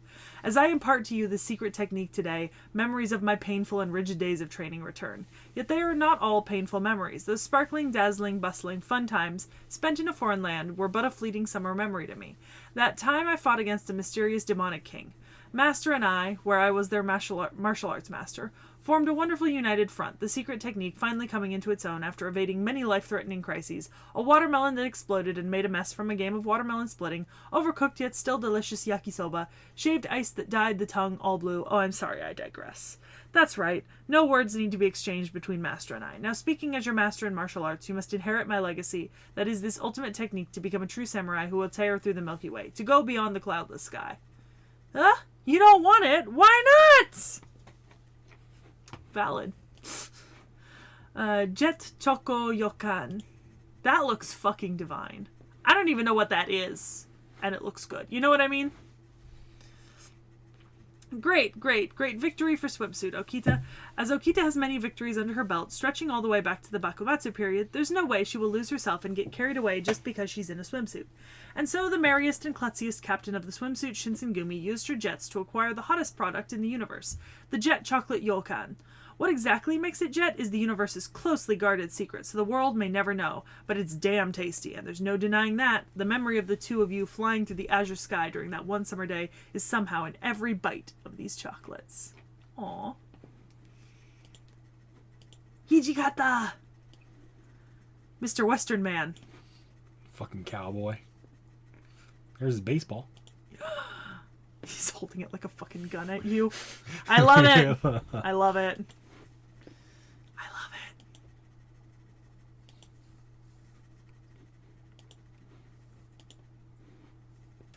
Oh, look.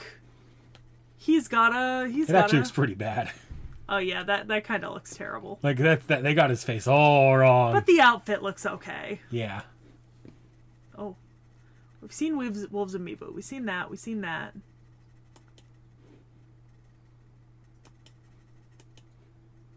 We saw that. Okay. Alright. Howdy of the Vow. Which... Oh, look. There's the gun. There's the sword. There's the howdy. With the white cord. Tied. Alright.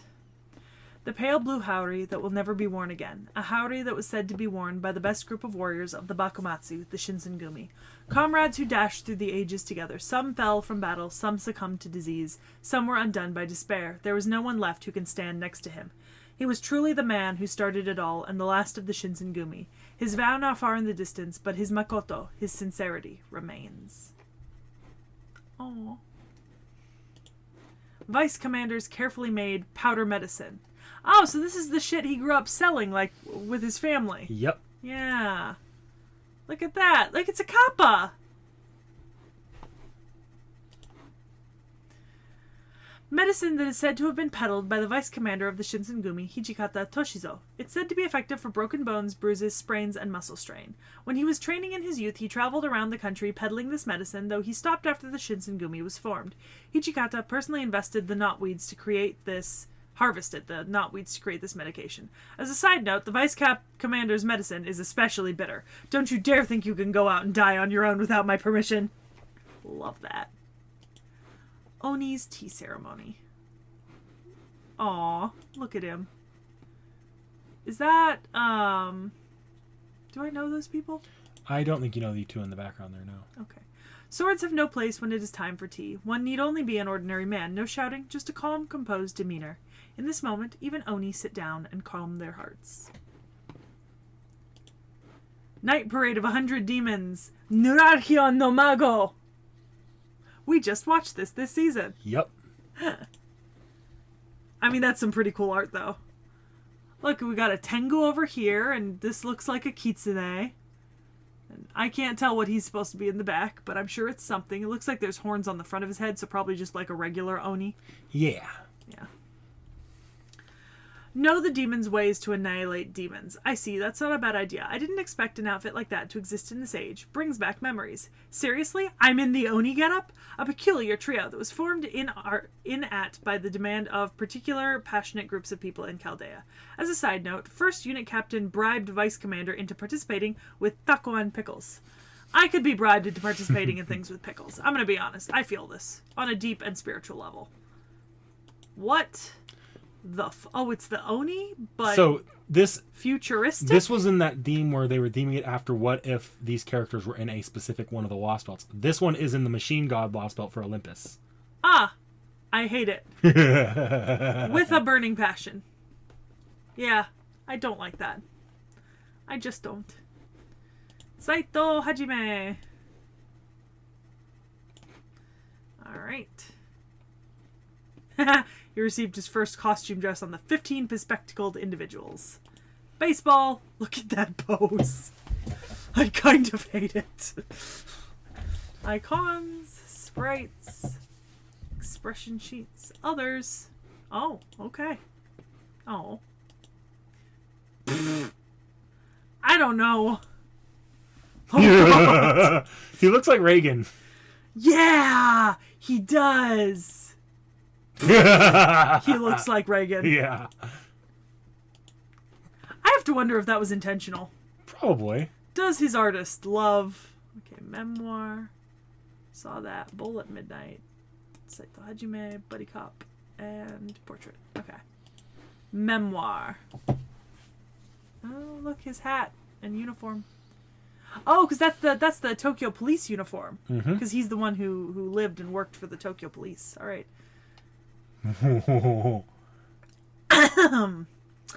The man's final years were simple and quiet. After he quit the brigade, he remained in Aizu, changed his name, and served the government as a policeman. Despite living a long and full life, he spoke little about his comrades he fought alongside in the past, even towards the end of his life. In the age when the life of the samurai started to fade away, this man firmly stood his ground and continued to live like a samurai. That sounds really good in writing, but in truth I actually have pretty loose lips. The moment I open my mouth, I just blabber all kinds of things that may or may not be true. One time, there was this young man who was training really hard with his wooden sword at a dojo, and I just went right in and gave him this long lecture on the importance of tsuki. You know what? You don't have time to think about how to properly attack or parry. You just get really into the moment and start swinging your sword around. You get what I mean? That's just how it was back in the day, though. They immersed themselves in fighting, laughing, and cried enthusiastically, and died in a frenzy. That's how they all lived in that age. That's when I thought I should at least live my life carrying my own banner till the very end. One member of the Shinsengumi who fought through the turbulent age of the Bakumatsu and survived. Nobody knows what was going through his mind. Hey guys, did you get what you wanted in the end? I can tell you, Blab. A bowl at midnight. Would not stop talking. Fucking hell. I would kill. It's just an ordinary bowl of shoyu ramen, but sometimes the simplest dishes are the hardest to make. At least that's what Hajime, the Shinsengumi ramenado says. What the heck is a Shinsengumi ramenado anyways? Actually, I may not be the best person to point this out, but it's probably not good for a young kid like you to be slurping some ramen with the likes of me at this hour. Well, I don't mind. I'm pretty popular, you know? Hey, that look on your face says you don't believe me. Well then, never mind. I guess it's not just a bad thing to be real close with you, Master. Anyways, hope you keep on taking good care of me, Master. Heroic Spirit Tour.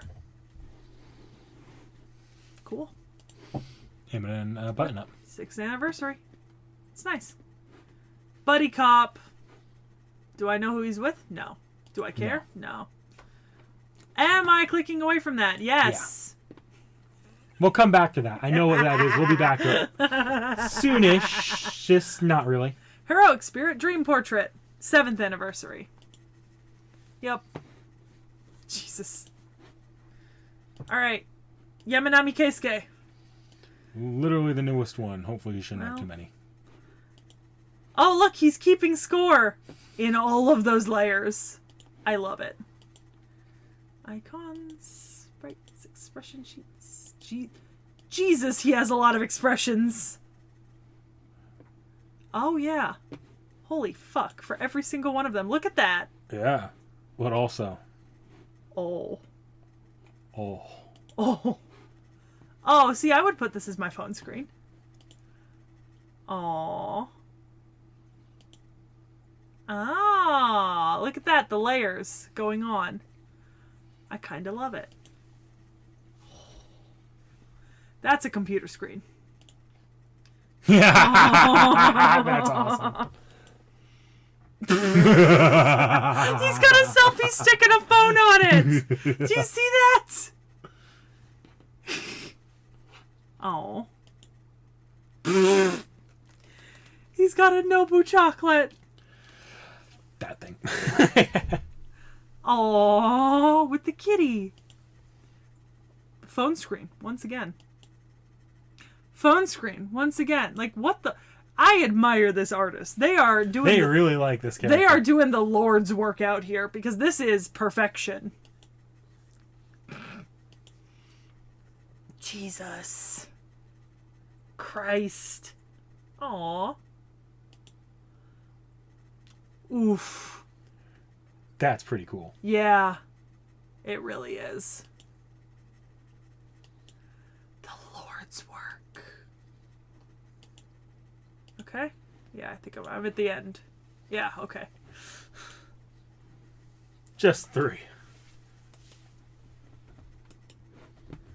Forward. Ooh. Kondo-san, I've steeled my reserve. Hijikata-kun, use my life for the sake of the Shinsengumi. Saito-kun, lend Hijikata-kun your aid. Nagakura-kun, the Korbs need that unabashed bluntness of yours. Harada-kun, your friendliness will definitely help everyone out someday. Ito-sensei, please lend everyone your insight and wisdom. Todo-kun, this is my own responsibility. Please don't hold a grudge against the commander. Genzaburo-san, people like you must be treasured. Okita, I've become a burden to you. Everyone please, face forward. I've turned back, but I want you all to keep walking forward. My friends who have gathered under the banner of sincerity, right now I am here. Whether that is a punishment or a sin, I don't know. Even so, I'll keep walking forward. Just as we all wished on that day, let us keep walking. Aww. Brush and inkstone. Okay. We're gonna try this. Because it wasn't... Oh. Oh, it didn't give me the little... Oh. English. Oh, okay. It looks like Yamanami's personal property, but it's not a masterpiece. It's just an ordinary brush and inkstone. It has a mysterious and dignified atmosphere. In the warm sunshine, listening to the sound of the wind caressing my cheeks, I calmly headed towards the calligraphy. You remind me of the importance of such simple things, together with the single flutter of wild cherry blossoms that flutter beautifully. Okay. Not a terrible... Translate. It seemed pretty good. Professor's lunchtime. Interesting. What is it with food? I know why I'm hungry. I don't know why you're hungry. This is voiced. Yamanami-san, 今日も手作りのお弁当ですか。私も超高圧縮カフェインの摂取などで済ませず、あなたを見習わなければいけませんね。あり合わせを詰め込んだだけで大したものではありませんよ。よろしければ少しつまみますか。味の方はあまり保証できませんが。ところでお二方、私の教室にてまた悪い方向に勢いづき始めた生徒をハードに鍛え直すパンクラチオン講座があるのですが、お二人とも軽い運動的な感じでいかがでしょうか。I will say we will be back to this eventually, so hopefully by then we have a good translation. Okay. Alright, so this... God damn, it looks so good. Fuck. I need food. You just said you didn't know why I was hungry. No, I said I knew why I was hungry. Alright. Baseball. Yep.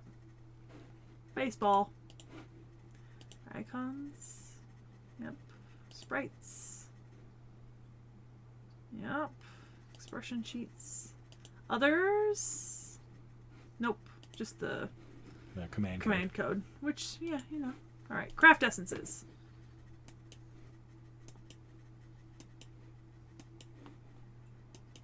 Alright. Craft essence.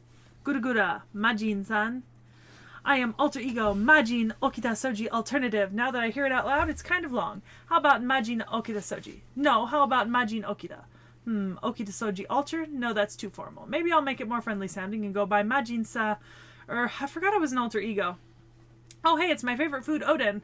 I prefer not to put spicy mustard on chikuabu because of the spiciness stings my eyes. You know, the spiciness. By the way, go ahead and use this to level up that old man who gives you more than 3/4 of your NP. You good? You just spit on me. I'm sorry. Like dead ass. You good? I didn't ever think they would reference that craft essence. Okay.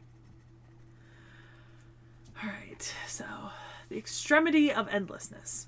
A sword said to be wielded by a nameless heroic spirit. She split off from a certain heroic spirit and was tasked to fight for eternity as a guardian for humans. It is not known whether this fate was a curse or was indeed her wish. Whatever the case, it seems like she was enjoying herself despite the endless battle. She must have been, since she liked to give the names to attacks she claimed to be ultimate moves. But come on, show some mercy to the one always by her side. Quit throwing me. Speaking as the one who she's wielded, and who has been by her side for so long now, I once accidentally asked if she ever got tired of this. Her completely serious, even deadpan response was, "Are you tired of it?" I was about to say I was actually getting sick of it, but when she started to look sad, I said, "Not really," without thinking. Crap. At the edge of distant time, the gods, demons, and human prayers all intertwine to create this fragment of light. It stands here in the land of eternity. Oden chocolate. That is some Food Wars bullshit. Don't put chocolate on that. Don't do it. A dish of the endless realm combining two delicious things that Miss Majin has appeared. It appears she created the dish after spending her entire allowance earned from her daily chores. For some reason, Rengoku-ken was shivering all the way through the cooking process. The horror. Aside from its appearance, it's quite delicious. Actually, it has a similar flavor to miso dangaku, and it's surprisingly good. Well done, Miss Majin. A fragment of memory that could never be lost, despite her young journey. May it yet remain even under the sky. But honestly, I didn't think beef tendon would work. No, it really doesn't. Oh, yeah, maybe no. Honey, no. An army marches on its stomach. I remember this. We covered this before. Yep. The pounding of a war drum is inelegant. The only sound that ought to be heard is the smacking of one's lips in delight. I hate that. We might have even done that before the last time, too. Yeah. Oh, look at that. Got all sorts of people. There's fucking Cha-Cha. Yep. Yeah. There's Nobu. Alright. Resentment from the underworld.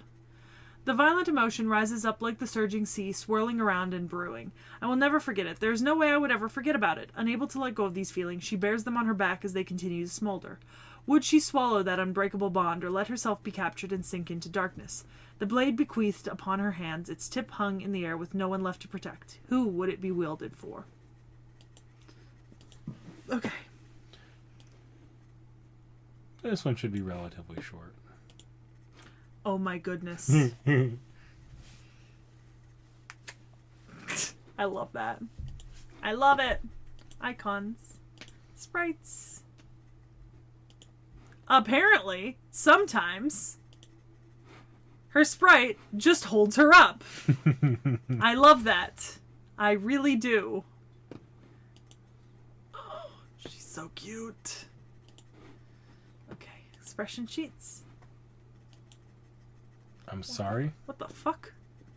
Oh, I can't. It's too small. Others. Nope, nothing.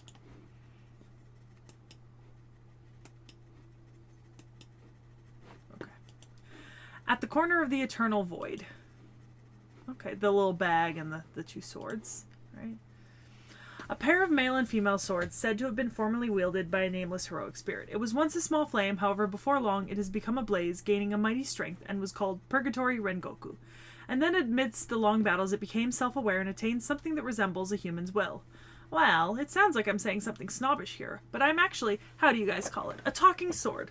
Not that kind of sword is rare, though. By the way, the actual performance is superior when both swords are combined. Since it's said by the sword itself, it cannot be wrong. The pair of male and female swords is separated simply because I take into consideration the individual fighting style we have when we act independently. When separated, the shorter male sword is in charge of strength, while the longer female sword is in charge of techniques. It was a very tiny, insignificant moment of summer that shouldn't have existed and shouldn't have been allowed to exist in the first place. What, considering that we have been through so many horrible things, at least this kind of miracle should be allowed, you know? Don't you agree, my lifelong master? Nice. Nice. I had a thought and I forgot it while I was reading. Look at that! Oh, goodness. That's so fucking cute. Friendly Rengoku chocolate.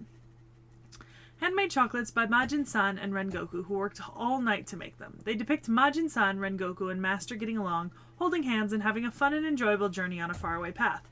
Nevertheless, it is no doubt a wonderful trip to the sky. By the way, I just realized it now, but why is that you made two of them, Rengoku? No idea. Actually, I know, but I also don't know, just to be safe, I suppose. Hey, my name's Master. Today is a fine day for afternoon naps. The three of us can sleep side by side.